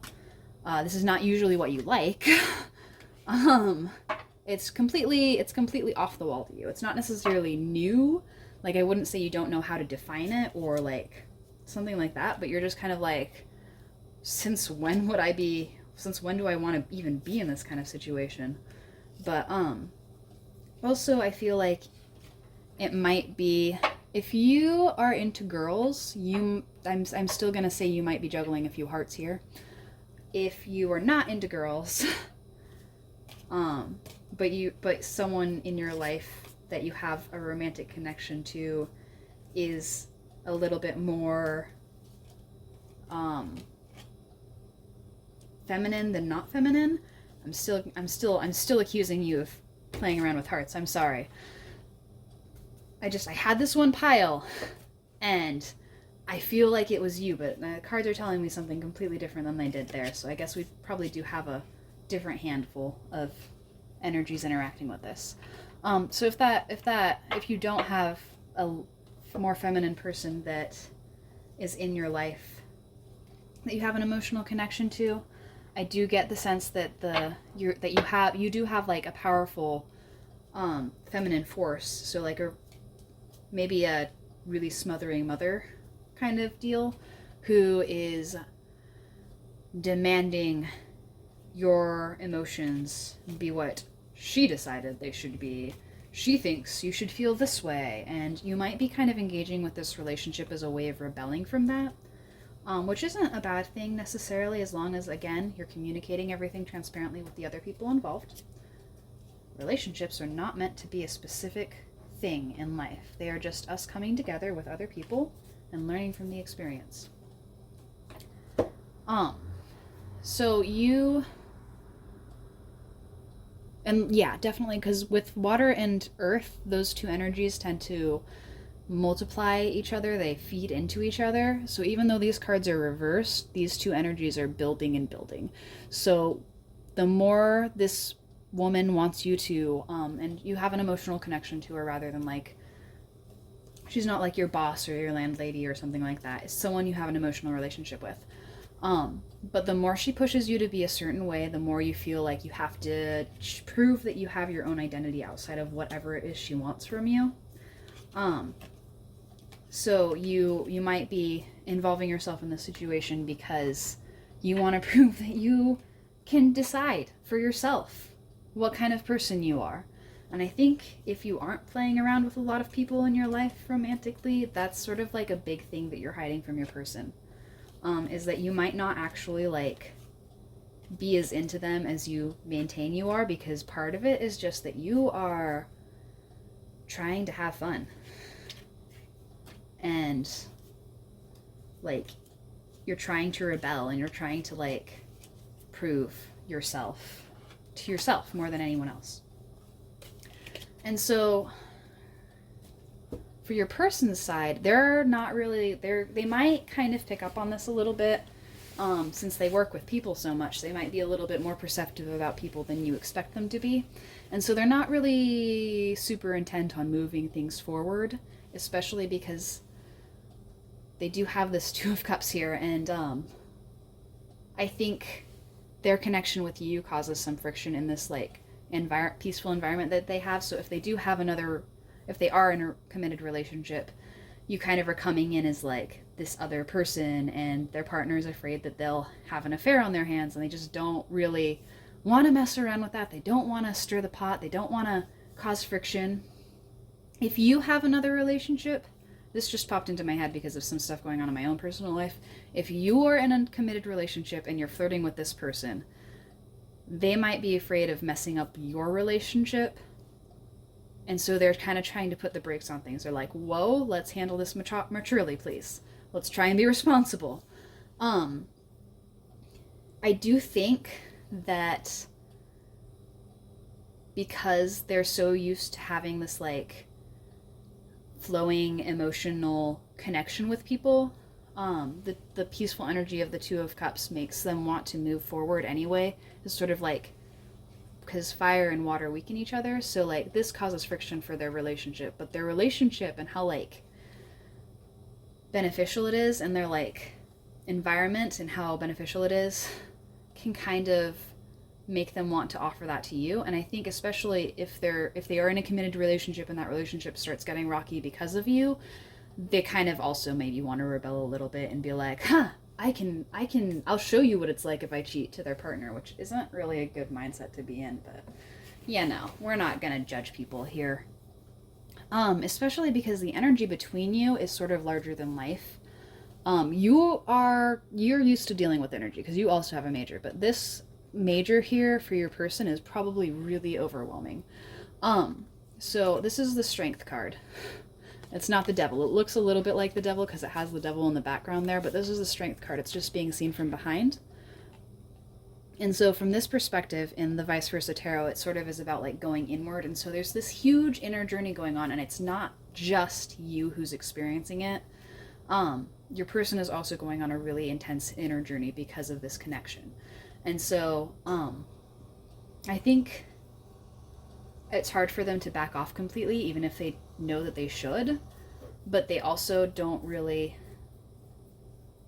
know how to handle it. So in terms of advice for you, I think the major thing that you need to focus on right now is figuring things out with, not with your person, but with your Queen of Cups figure. So if you look at your environment and look at where like you find your emotions getting bottled up, where you find people being like, no, you're not supposed to feel that way.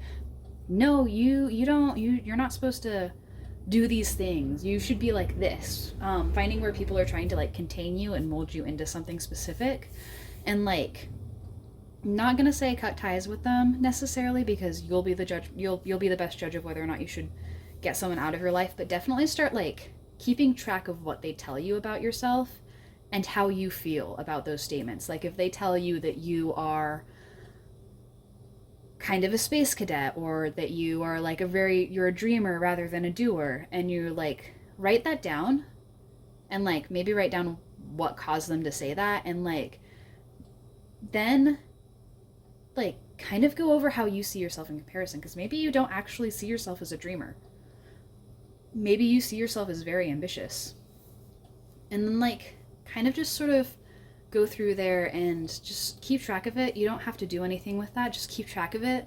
And I think as you become more aware of it and you're able to point it out, the way forward will become clearer for you. And you won't have to rely on really intense relationships and emotionally turbulent relationships to define yourself by. You'll be able to define yourself for yourself. And as you do that, in turn, like as you turn this one up right, that will turn you up right, and that will turn this one upright, and that will turn this one upright, you know? And it'll sort of like allow things to get straightened out. Because sometimes really small things can make a really big difference. So even just sorting your own thoughts out and giving yourself space to define yourself can make a huge difference in where you're coming from when you interact with this person. And it'll allow you to be a little bit more honest about who you are and what you need from them. And I think it'll be kind of the trick to enable. Obviously, once you like start becoming more aware of who you are, you also need to be able to communicate that. But I think you're good at communication. I think you got that part. It's really just giving yourself the room to find and value yourself for who you are that you need to work on. And as you do that, you'll be able to communicate a bit more clearly. And also be a bit more honest. And this card, this inner strength that you need and this inner strength that you're relying on, will be strength that you can put into the outer world, and maybe even something that you can use to help your person. I don't know what they're going through or not going through, but I guess they're not really going through too much because they have the Two of Cups for their environment, and that's all peaceful and hopeful and stuff. I think that's what I've got for you in terms of advice. Even though it looks like a really turbulent situation, I really do think it's more about, like, once you start realizing your worth and how you choose to define yourself, and where you're getting all this, like, societal pressure to be a certain way. Once you start sorting that out, you'll find the rest of the path becomes a lot clearer really, really fast. So I'm going to draw a few cards as messages from your person. And I'm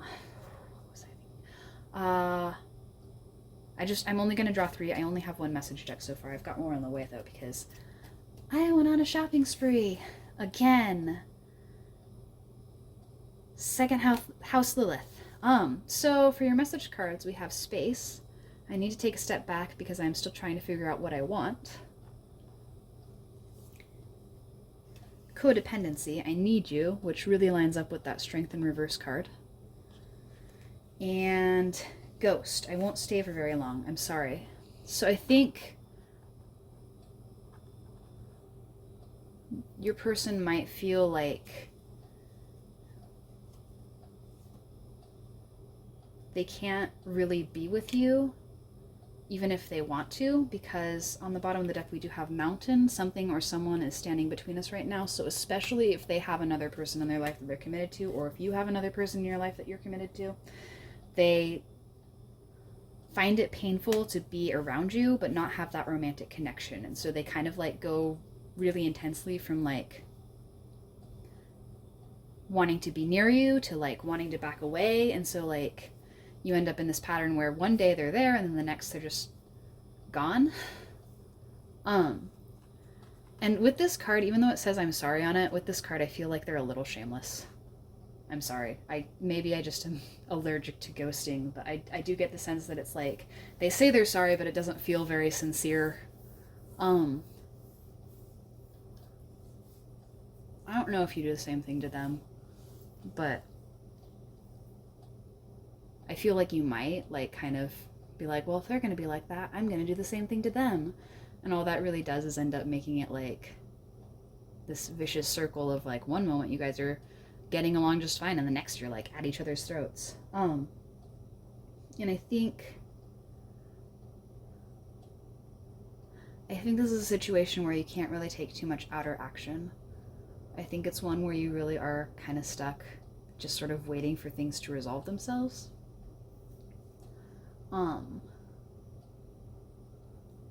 So I guess I will just sit with you for a few seconds and just know that, like, I'm commiserating with you, because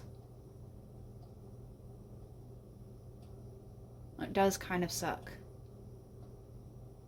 when you have, like, all these intense feelings and you can't tell, like, what's coming from you and what you're expected to be feeling, and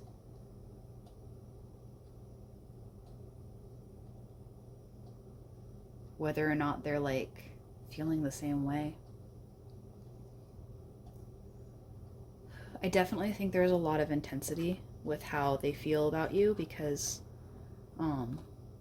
we do have also the strength card in reverse for, like, the situation between the two of you. I just think that it's being expressed in a very unhealthy way, and they're aware of that unhealthiness, so they know that they need to take a step back because they don't want to have an unhealthy relationship with you, whether it's platonic or romantic. They want to have one where you're both able to approach each other as equals and be independent and have, like, lives outside of each other. And right now the connection between the two of you might just be like,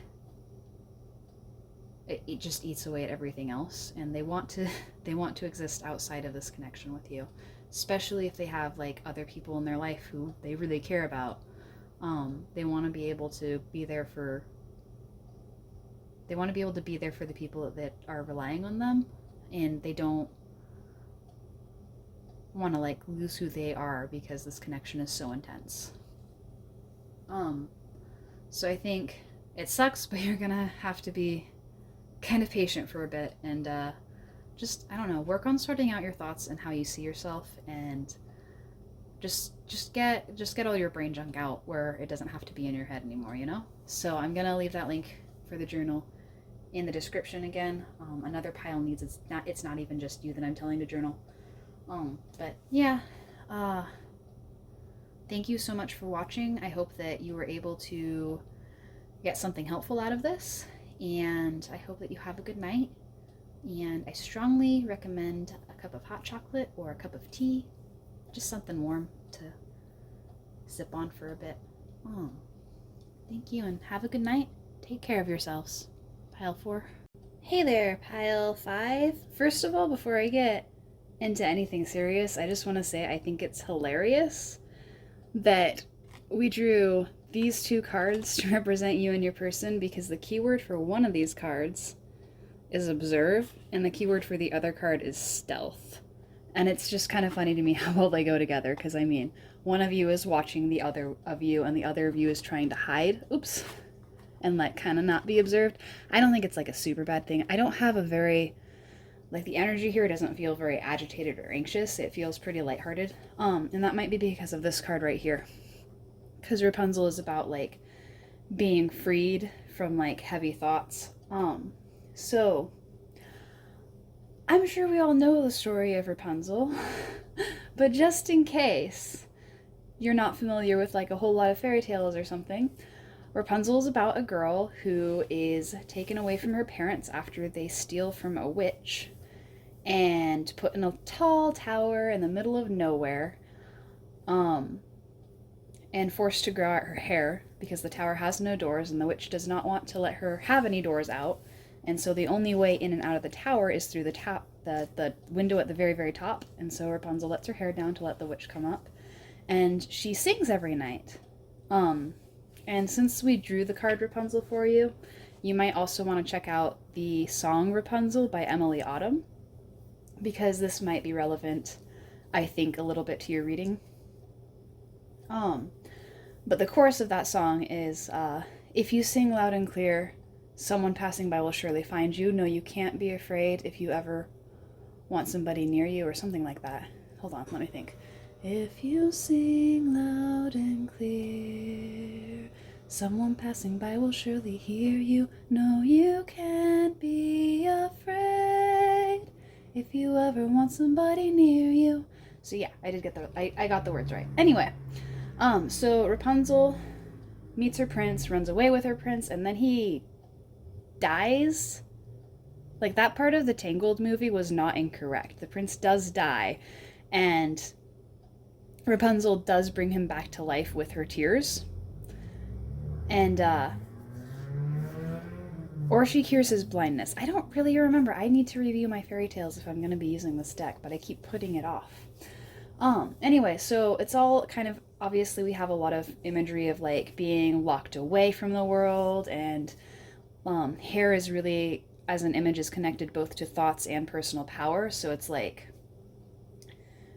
being in a situation where you aren't able to go out into the world, and you're not able to claim your true power, and you're not able to really let go of these negative thoughts and these negative beliefs about yourself.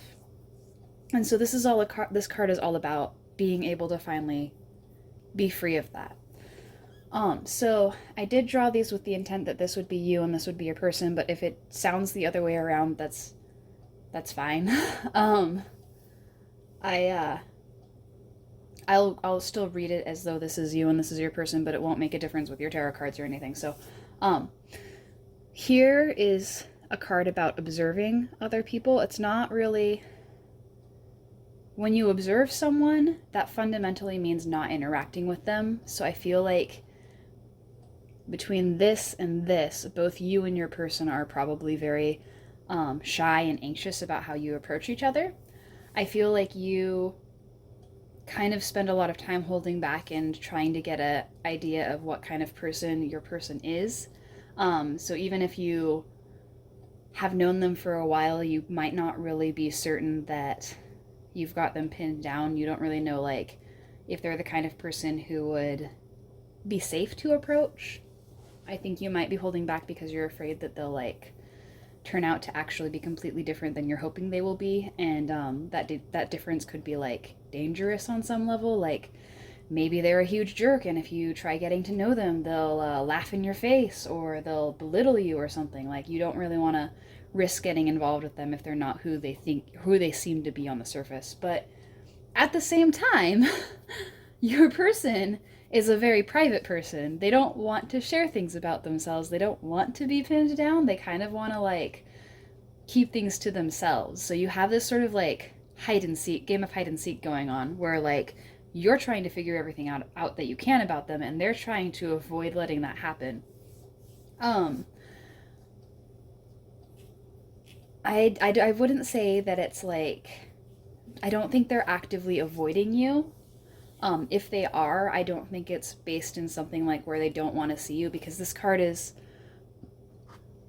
a very positive card, and I don't, like I said, I'm not picking up on very heavy energy. We'll see what your cards actually have to say. I might take that back later. So if I do, don't be mad at me. But from what I can tell, if they're avoiding you, it's more because they're shy and they're afraid of being judged. So you're afraid that if you open up to them, they'll lash out at you or be cruel to you or be mean, and they're afraid that if they open up to you, you'll look down on them or be disdainful. So you're kind of at an impasse. And I think I know which pile you were originally in my first take of this video, so hopefully I'll handle your cards a little bit better than I did that time. So I'm gonna go ahead and pull your, hold on. Oh, darn it. Well, I'm not supposed to be worrying about that anyway. I'm going to go ahead and pull your Lenormand cards. I'm just going to draw 2 of these because Lenormands are red in combination. And this is just going to tell me what the situation is between the two of you. And right off the bat, it looks like you don't really know what the situation is, and it makes you nervous. Oh, okay. Yeah, so this is... Oh, I'm going to move cards around. Hold on. Because I don't like it when they pile up like that. Sorry, I have 3 planets in Virgo, including my sun, so even though sometimes I can be a little chaotic, I also am, like, very particular about things, and that's one of them. So, Smoke in this deck actually is taking the place of Clouds in traditional Lenormand. By the way, I ordered another Lenormand deck. I'm super excited. It's totally going to arrive next week, so I'll probably use those in the next pick a card reading, but I'll talk about that in the credits. Anyway, I really like Lenormand. I'm really glad that I'm getting these Lenormand decks.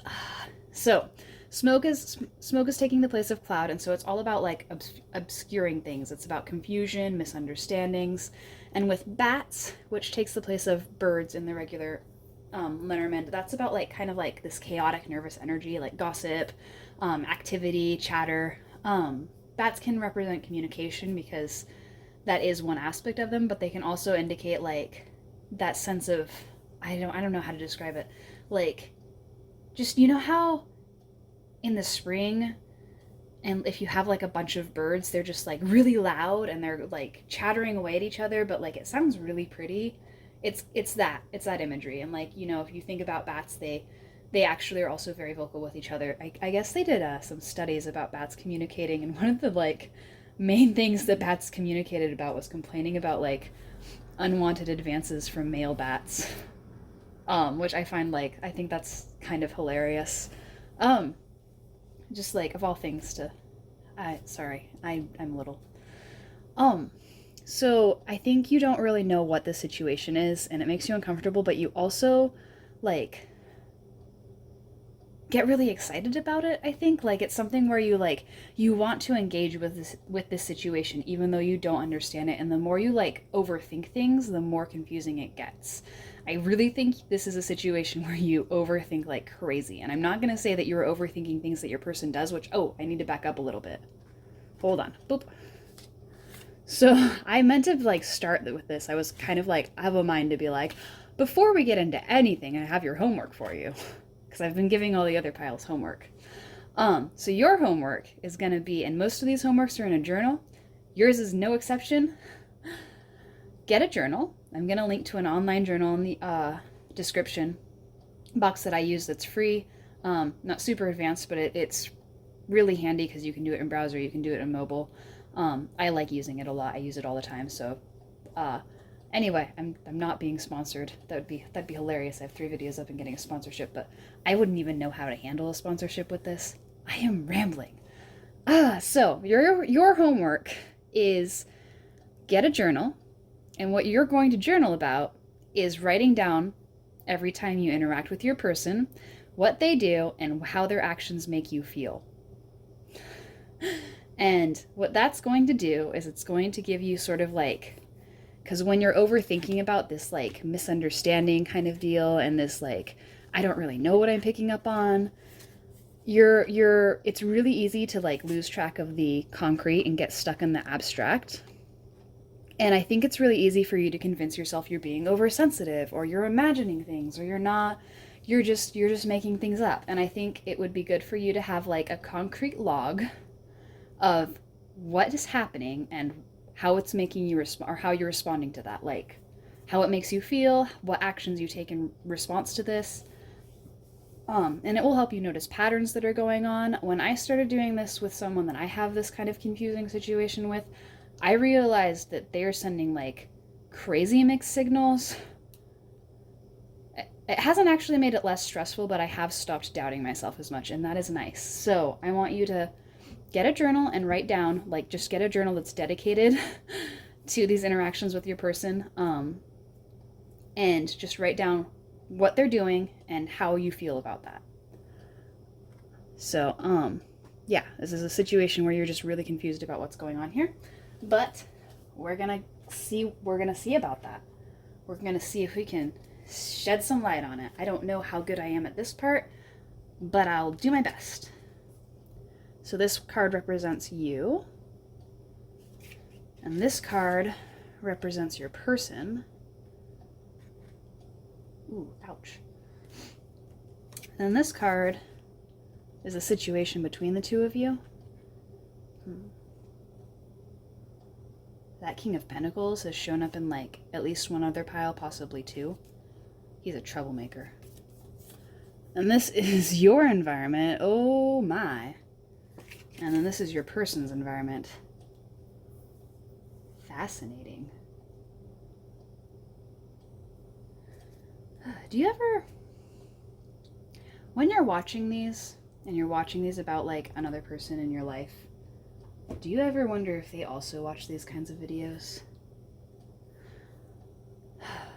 So anyway, this card, being the 5 of Cups, is traditionally about like loss and grieving, but trying to keep your chin up. I read somewhere that in like really older traditional meanings, it was about inheritances, which is why it's about loss, even though it's like a 5. I don't know. 5s are kind of unstable, but this card is also like, it's unstable because you're losing someone and everything, but you do gain from that, and so that's why we have like that focus on those upturned cups. But I don't know how true that is. And in this deck, seen from behind, we realize that this figure is actually carrying, hold on, carrying a rose at their back. I bring it up to zoom in on and then immediately put the glare on. Yeah, see that rose? And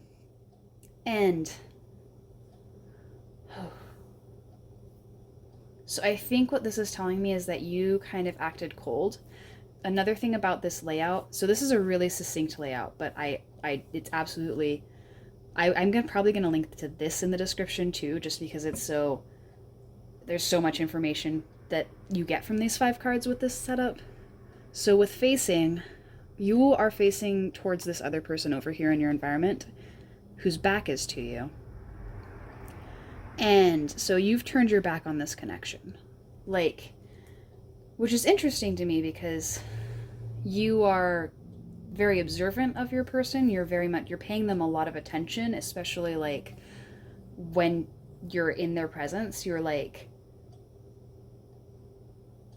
so sensitive to every little thing that they do. But then like the actual relationship, you've just kind of been like, nope, I'm not getting involved in that. And I don't really quite understand why. because you are carrying this like deep-seated desire for them. Like a red rose is the most traditionally romantic symbol I can think of, except for maybe a wedding ring. But actually, I think the red rose is beating out their wedding ring. Like, and it's thornless too. I think it's thornless. Like if I zoom in real close on this freaking, okay, now if my hand will stop shaking. Like, do you see any thorns on there? Maybe there are thorns. I'm not sure. Like it's like that's like peak romance. These feelings are so important to you. Like you idolize your own feelings for this person. It's almost like rather than, I don't know what that was. I'm sorry. Normally my street is pretty quiet, but it's the weekend. So um I think you put your feelings for this person. You're almost, shoot, I have to backtrack. Where was I? So it's not even like so much that you're trying to protect yourself from this person not be living up to your expectations as you are trying to keep your feelings for them from being tarnished somehow. So you've turned your back on this situation, and you might even have gotten involved with someone else, or you're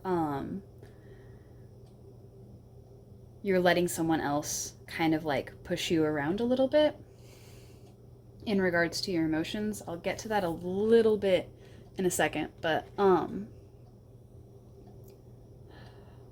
with the way your card is facing over here, you've walked away from this.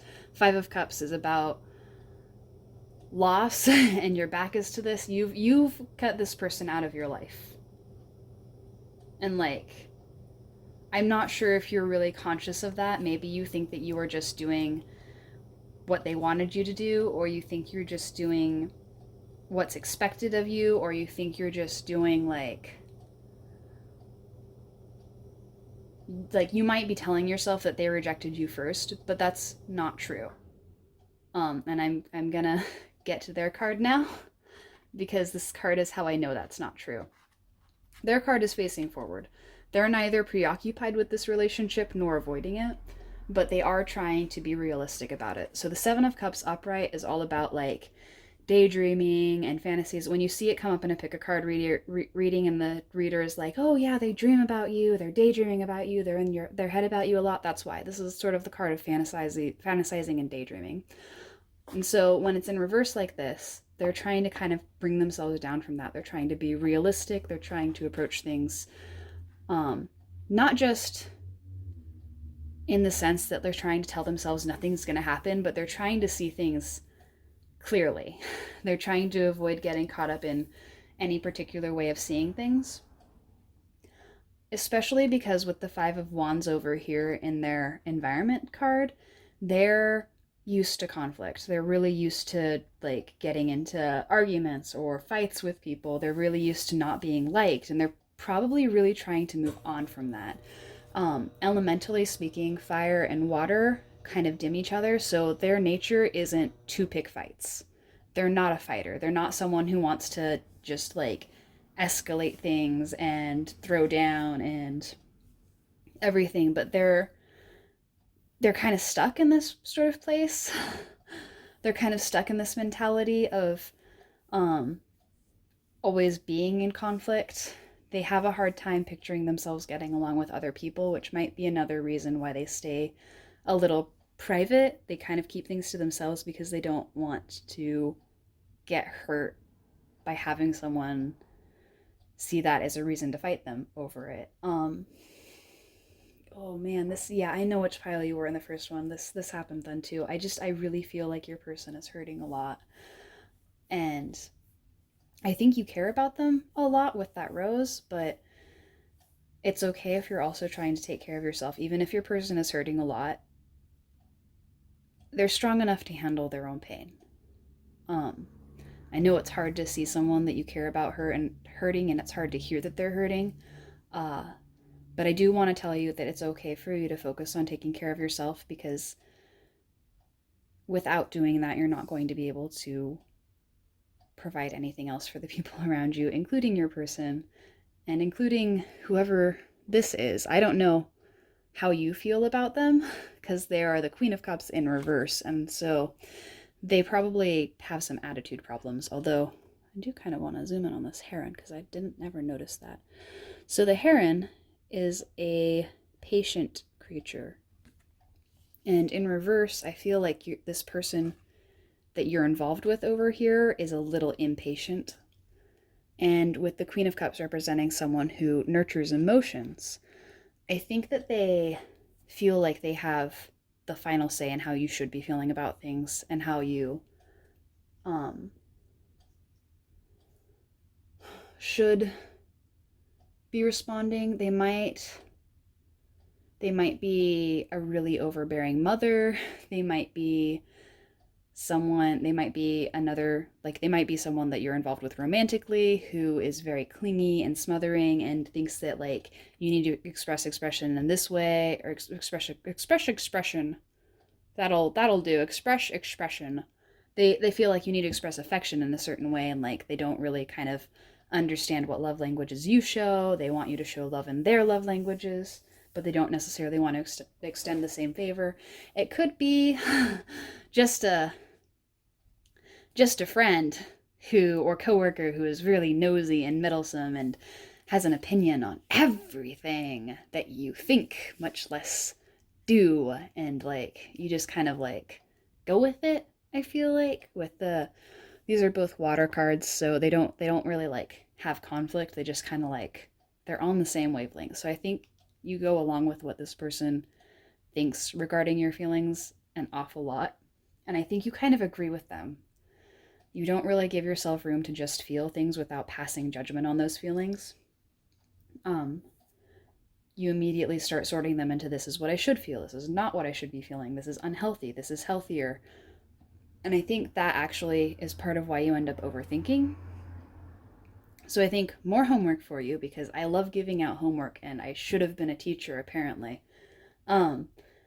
is I would really look into some mindfulness exercises. One of the things with meditation that you can do is you sit and you find what works for you in terms of like connecting with your body and just kind of being present in your body without thinking. What I like to do is I've always found it easier if I count my exhales. And so whenever I stop counting my exhales, I just sort of like return. And then you just observe your thoughts without trying to categorize them. And if you find yourself judging your thoughts, just acknowledge that as a judgment that you are making about your thoughts. And you can do this anywhere. You don't even have to like dedicate time to it. Like if you're in line at the grocery store and it's like hectic, you can just sort of like take a moment and start focusing on your breathing and observing your thoughts and observing your emotions without trying to categorize them somehow, without trying to define them even. Just like observe how they make you feel physically, observe how they like lead into each other, but like from kind of a step back, without trying to bury them or control them. Because I think that you get a lot of really toxic beliefs from your environment and a lot of like shoulds and shouldn'ts, and those beliefs can be very limiting in the long run. So even if like you do fully move away from your person, which you are totally allowed to do at any time, no matter how you feel about someone, you are allowed to take whatever course of action you think is best. But like our feelings just pass us emotion is what I want to say, I guess. And I think you've started to see your feelings as an action in and of themselves, and that's not what they are. Now for this King of Pentacles. This guy, doesn't he look smug? I feel like he looks smug. Anyway, so with this spread, having a court card in the middle of these two cards is supposed to sort of represent a person coming between both parties in this relationship. I don't always interpret it that way, but like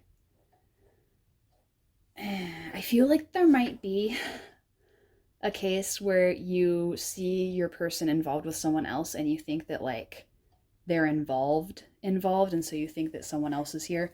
They don't necessarily really actually have a person like this in their life. We'll see what their message cards say, but like with this spread, this would be a bit more like they have someone in their life, but that's not the case. And with his back to the viewer, like he's not really in the picture anymore. We don't actually see his face, we see his back and we see what he's left behind. So I think that there's some negative experiences you've had regarding relationships where especially someone masculine has come in and left behind some damage. They've given you some baggage. And I think you tell yourself that this could be something that grows into something beautiful, like, you know, the concept of kintsugi, where they take gold and start melting pottery together and stuff like that. And it's really super romanticized. And I mean, it's a beautiful practice. It looks gorgeous, but I think Western audiences have taken to it a lot more than they understand it. But that's not really the topic of this video, and I'm not really in a position to talk about it. But like, I feel like you see the damage that this person has done to you as something to actually be proud of, almost.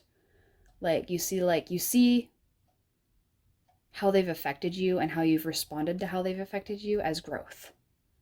You don't really see what they've done to you as like causing pain. And I think you have a lot of pain that you're carrying into this connection that you've never really addressed. And you project a lot of that pain onto your person. And I think that's why you're so afraid that they'll turn out to be someone that you don't want them to be.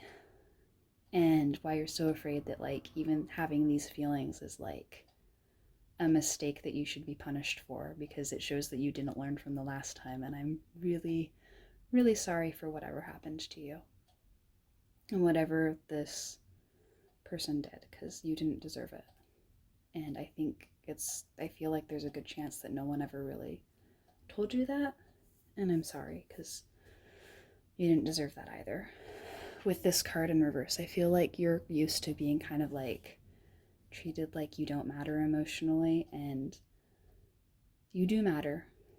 You matter so much, and you don't deserve to just sit on the sidelines forever, watching the world go by without participating.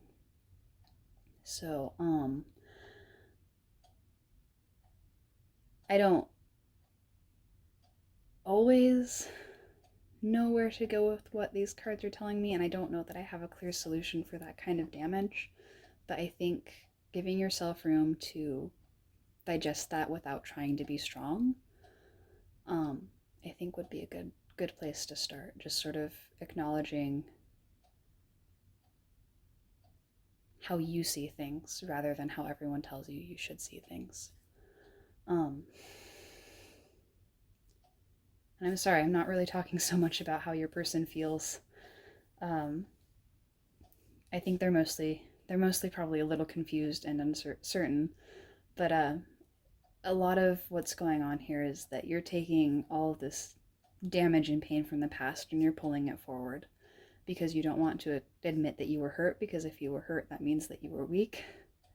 And that's not true. Even diamonds scratch, you know? They actually, I think, scratch easier than sapphires is what I read recently. They're technically harder than sapphires, but they'll scratch. There's no such thing as being impervious. And there's no such thing as being above being hurt. There's no such thing as being above being angry. Our feelings are there to tell us things, not to dictate whether we are deserving or undeserving of love. So with that said, I'm going to go ahead and pull the message cards from your person. And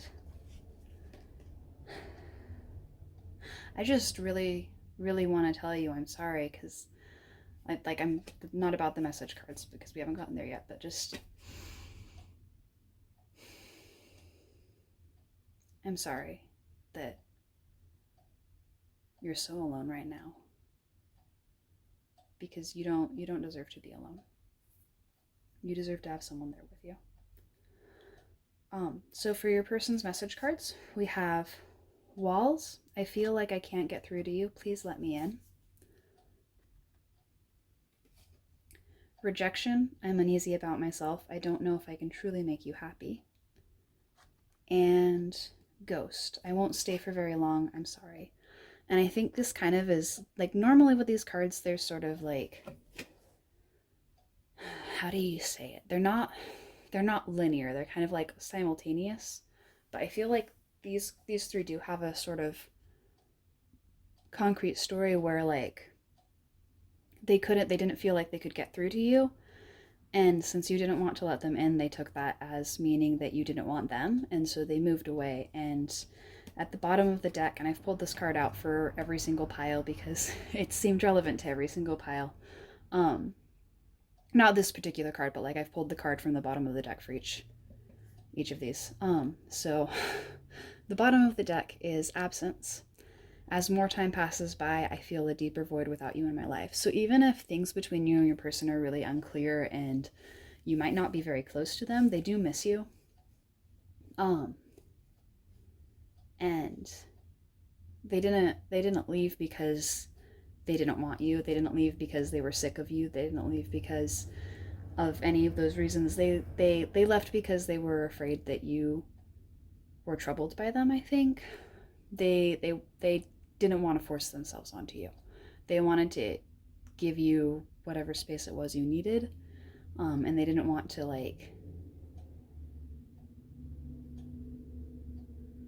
they didn't want their feelings to be your problem.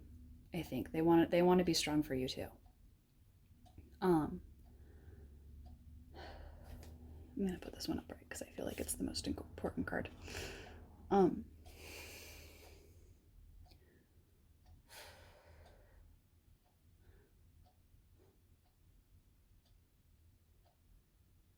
feel like I should say something here, and this happened with the last pile too. These last two piles were kind of rough. I feel like there's something I should be able to say for you that will like make it stop hurting. And I wish I could, but I don't know what the words are.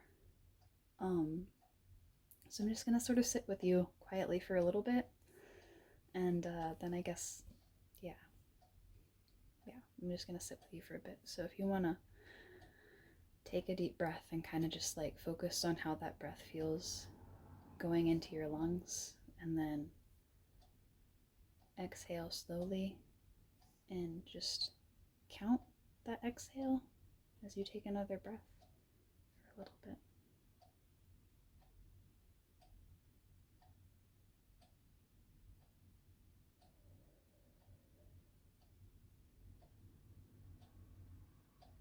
It's gonna be okay.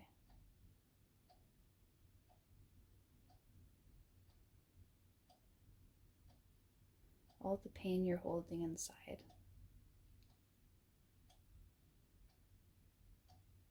you're gonna be okay.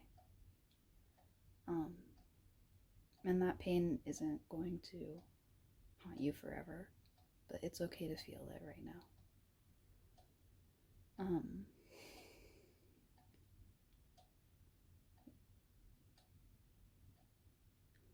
Thank you for watching. I'm sorry I couldn't pass on a brighter message for you. But thank you for watching, and thank you for spending your time with me. I hope you have a good day, and I hope you found something helpful here. Please take care. Alrighty. Hey there, everyone, I guess, who's watching, because we're no longer specific piles time. This is credits time. So, I'm just gonna introduce my decks to you guys. This is the Memento Mori Oracle deck, the ones that I was using for the Lenormand. Actually, no, I should do this in the order that I did them in the reading for. Okay, I'm gonna put this back. So, I'm gonna start with the Fairy Tale Oracle, which is by Lucy Cavendish. And I used another one of her decks before on here, but that's a really pretty Oracle Fairy Tale themed deck. Oof! Ow! And I always feel bad when I drop my cards. I didn't actually like drop those on me, by the way. They fell on the floor. They didn't touch me. I just said ow reflexively because I felt bad for dropping them. I was in quarantine like 3 times in the last like 3 months. So I've got a little sensitive of my items now. But this is one of my favorites. I think the artist is Beckett Griffith. Hold on, I got the box right here. Jasmine Beckett Griffith, yeah. And she does a lot of like Disney stuff too, I think. But we have like, she's got a really nice oil painting style. And the write-ups are, they're a little, I don't know how to put it without getting political. But they're a little bit like, I am woman, hear me roar, kind of, but not in like a feminist way. But sort of like in a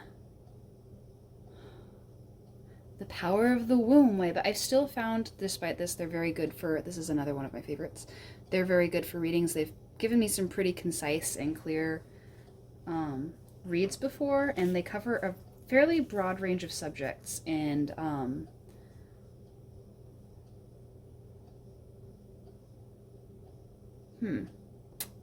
you know, maybe I should just like edit that part out, but then I have to show you my favorites again. And maybe that's just dishonest if I do that. This is Sleeping Beauty. I don't really know how to introduce cards, so I'm just showing you my favorites and telling you what the deck is. And this is the Princess and the Pea card.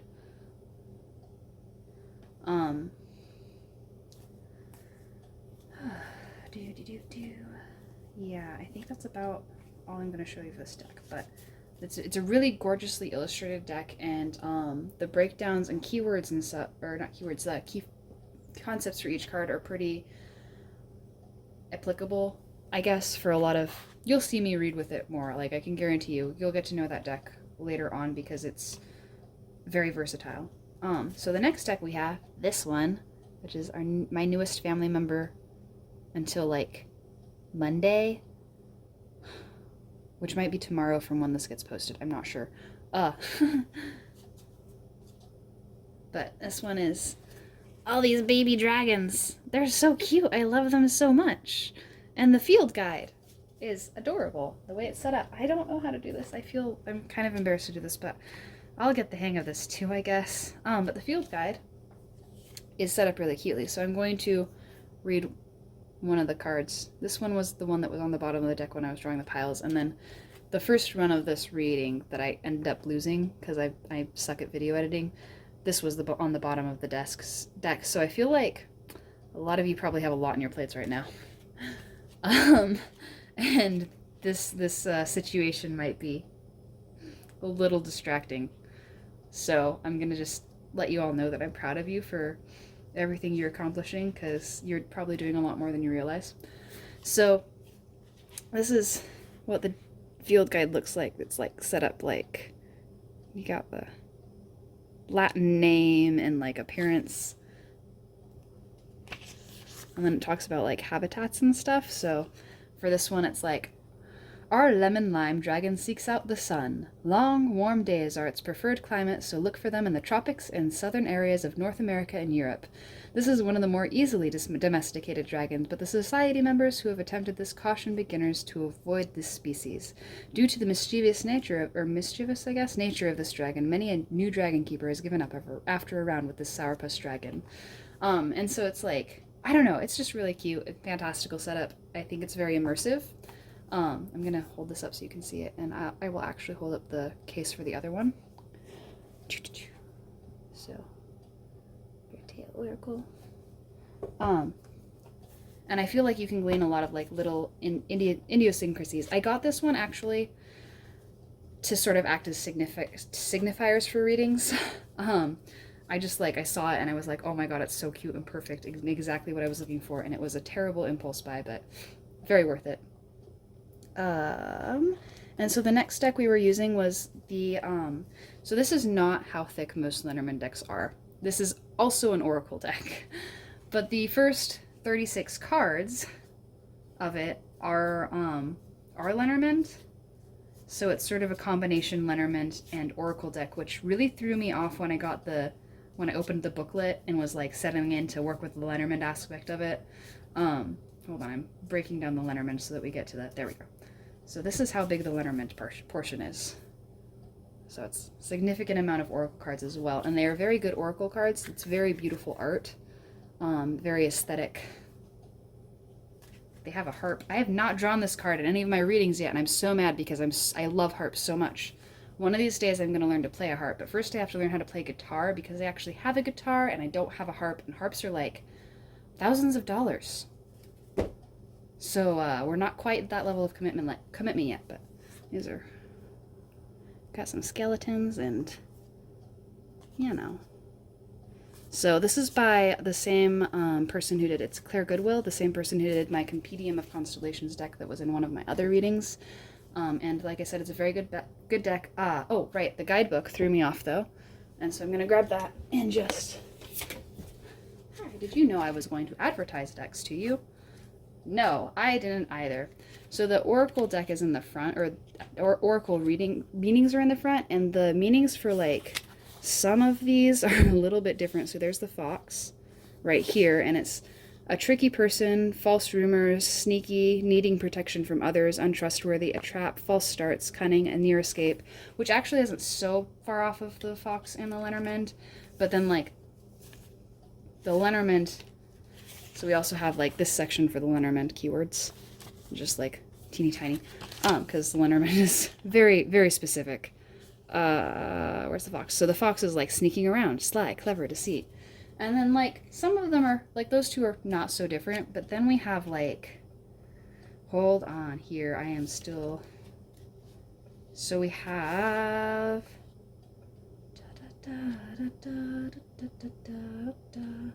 so for bats is actually a really good example, I think. Hold on, let me just double check what they wrote down for the meaning over here. Bats. There we go. Yeah, so bats is a really good example. So here, it talks about adapting to circumstances and intuition and inner wisdom and nurturing energy, divine feminine, seeing through lies, a family dynamic, the underworld. None of that is part of the Lenormand definition of birds, which is what the bats card replaces. So over here it's just right there, it's just chatter and communication. So that threw me off at first. If you get this deck and you want to use the Lenormand for it, the Lenormand definitions are in the back. But the Oracle stuff is really, I was a little worried about like the Oracle and Lenormand readings kind of bleeding into each other as I used both, but actually they're pretty easy to keep separate. It's a beautiful deck. I like it. I'm very, very, very happy with it. And then we have the vice versa tarot, and then so this is obviously the tarot deck where it's different designs on the front and the back, which does not make shuffling difficult in my case because I always count my shuffles.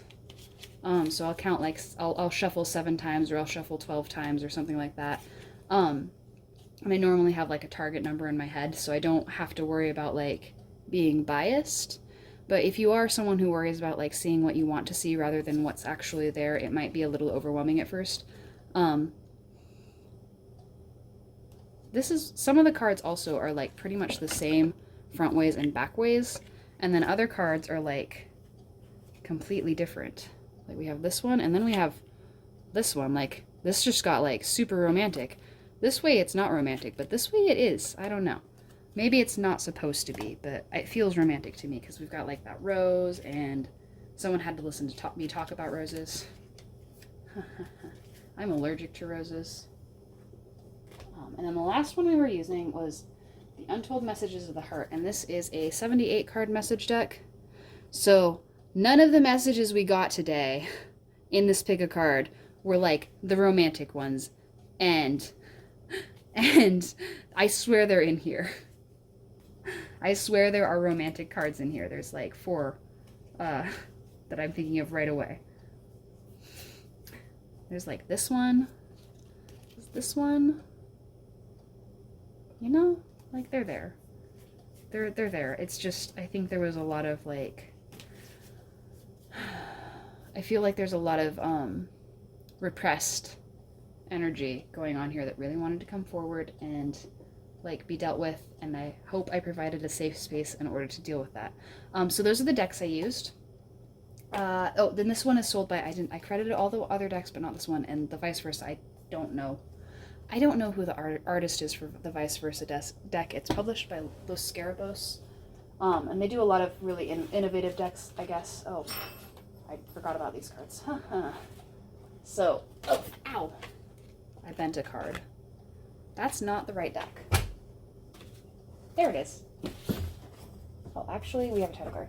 So, ow. Massimiliano Filodoro with artwork by David Corsi.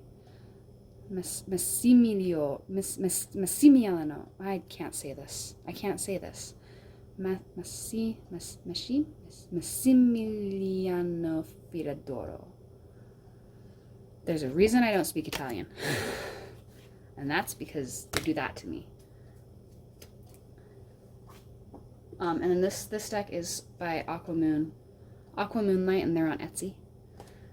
So I think that's all of my decks. I'm gonna go over this video at some point, obviously, but I believe in the description I have promised a link to a journal site, a link to the tarot spread I was using, and then I'm also going to post the credit for the title image that I used for this video because I got that off of Unsplash, and I really like crediting the photographers there because there's a lot of really talented people on there. And then I also I really want to thank you for watching this. There's a part of me that really wants to be like, and look at all these other talented, amazing readers, but like, I feel like you probably know what readers you like jive with, and thank you for giving me a shot. So that's all I have for you. If you watched this far, I am amazed and flattered, but I'm probably speaking to an empty room at this point. Thank you for your time and energy and for caring about my decks. Have a good day.